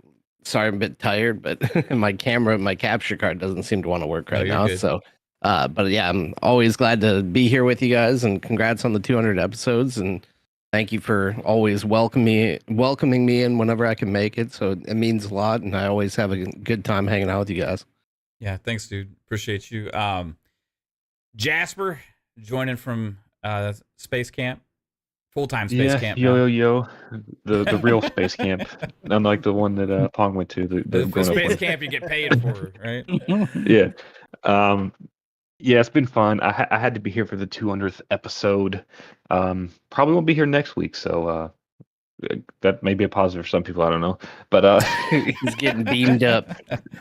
Yeah, gotta get beamed up and go say hello to astronauts. No, but yeah, it's been a fun ride. I can't wait to be back on a more regular schedule, hopefully in a few months, and be able to jump in all the time whenever I want. We'll see. Yeah, right on, man. I appreciate you as well. Fuzzy Belvedere, the ramble and rant master that's on a million shows. Where can everybody find you, bro? Oh man, this was an awesome show. Just glad to be here. Glad to be a part of this. Just glad to be around you awesome people and just shooting the shit on games and having a good time. And thanks to the chat. Thank you guys for joining us. Greatly appreciate you guys showing up. Don't forget, hit that like button, subscribe if you haven't already. Greatly appreciate it. To hear my rambles and rants or see my limited posts, because I've been playing more games than playing Twitter, just follow me on the app formerly known as Twitter at @fuzzy_Belvedere. Yeah, this was awesome. I just want to do with that and look forward to the next 200. Yeah, right on, man. I appreciate you as always, Fuzz. Just always there for all of our shows and everything you do, man. Appreciate you. And we got the one and only Pong Soul, the encyclopedia of gaming dating back to the very first game ever created. Woo, we brought it back. I brought it back for this one. No, it was awesome. Family, first of all, brothers, and Caitlin, I know you might still be listening out there. Fam, this is what it's all about. This is why I jumped in. Originally, I didn't know I was going to find you all, but here we are, and 200 episodes later, and so many stories, so many memories that will be with me for life, and we just keep building on them. And this is another milestone, and milestones are always cool to celebrate. So I just am thankful, and again, humbled to be a part of this and to be able to be here on the 200th episode. I mean, thank you, and I love you all. And again, you all are my extended family, whether we meet in real life or not. Whether we don't get to communicate a lot during the week just because of real life, all that, none of that shit matters to me. Matters when I come here, I feel like I am with my family. So thank you all for that. And chat, that extends to you guys in a lot of ways, right? I don't get to talk to you the way I get to talk to these guys. But I see the familiar faces and get to interact with you guys, whether it's bringing your comments in or calling you out on shows or whatever the case may be. And again, without you, we're nothing. We're just a bunch of friends kicking it out, which is cool. I mean, that's great. We're kicking around and playing video games and sitting on Xbox Live or whatever, Discord. That'd be totally cool too. I'm down for that. We do that plenty of times. But you guys here sharing the passion, sharing the love for this industry, and just saying week in and week out that I'm going to give you my most valuable thing, which is time to be here with you guys, because I actually like listening to you all BS. That is crazy to me, but I love you all for it. And so, again, nothing but love and respect for being here on our 200th episode and celebrating with us.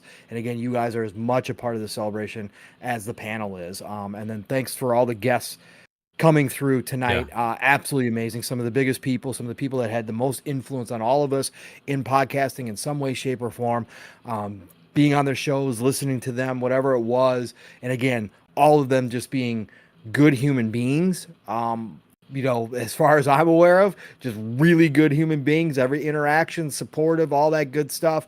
Like that, again, special to have them roll through and do this with us as well. So thank you all for being here with that and the time. You guys know how to find me. It's Pong Soul everywhere. X, formerly known as Twitter, Xbox, Steam, Epic, GOG, you name it. Find me, follow me back.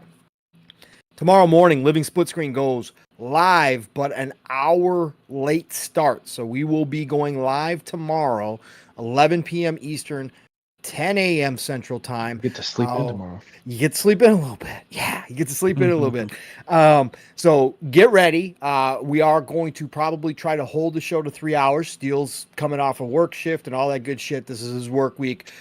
So we do have to start late, and we're gonna try to hold it to 3 hours.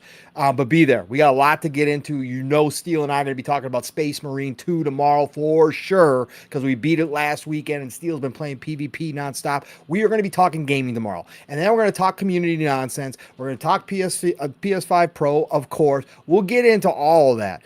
So get there. We'll take it from the morning to the afternoon to the night, depending on where you are in the world. Living split screen, all one word. Tomorrow morning, 11 a.m. Eastern, 10 a.m. Central for this week. So see you tomorrow morning. And then tomorrow night, the Shop podcast is back. PTK fixed his technical issues, and he has announced that we will be there. So the best way to end your Saturday night, PTK Blam's channel, the Shop, 10 p.m. Eastern, 9 o'clock Central Time. It is going to be PTK, Fuzzy, myself, and this dude right here. We get to have another conversation, the one and only Fun Speculation, aka Mav, will be there with us tomorrow night. So be there, have us on in the background while you're playing games.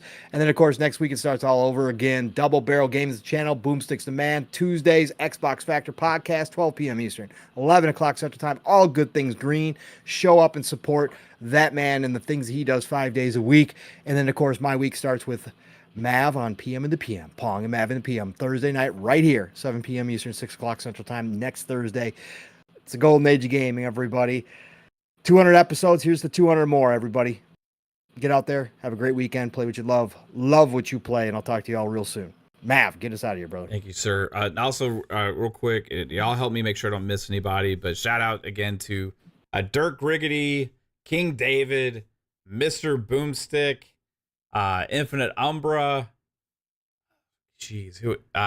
Colt Eastwood. Did I miss somebody? I'm just trying to make sure. We got Psycho came through. Oh, Psycho's part of the fam. Right? Yes. Yeah, I know. He had to leave. Made it. 3-bit made it from Paris. 3-bit. And then of course, my beautiful wife Caitlin. And thank you to her for everything she does for our shows and everything, and helping with all the stuff you see. So, guys, it's been amazing. Chat, you fucking rock. Have a good one. Take it easy, everybody. Peace out. Love y'all. Bye.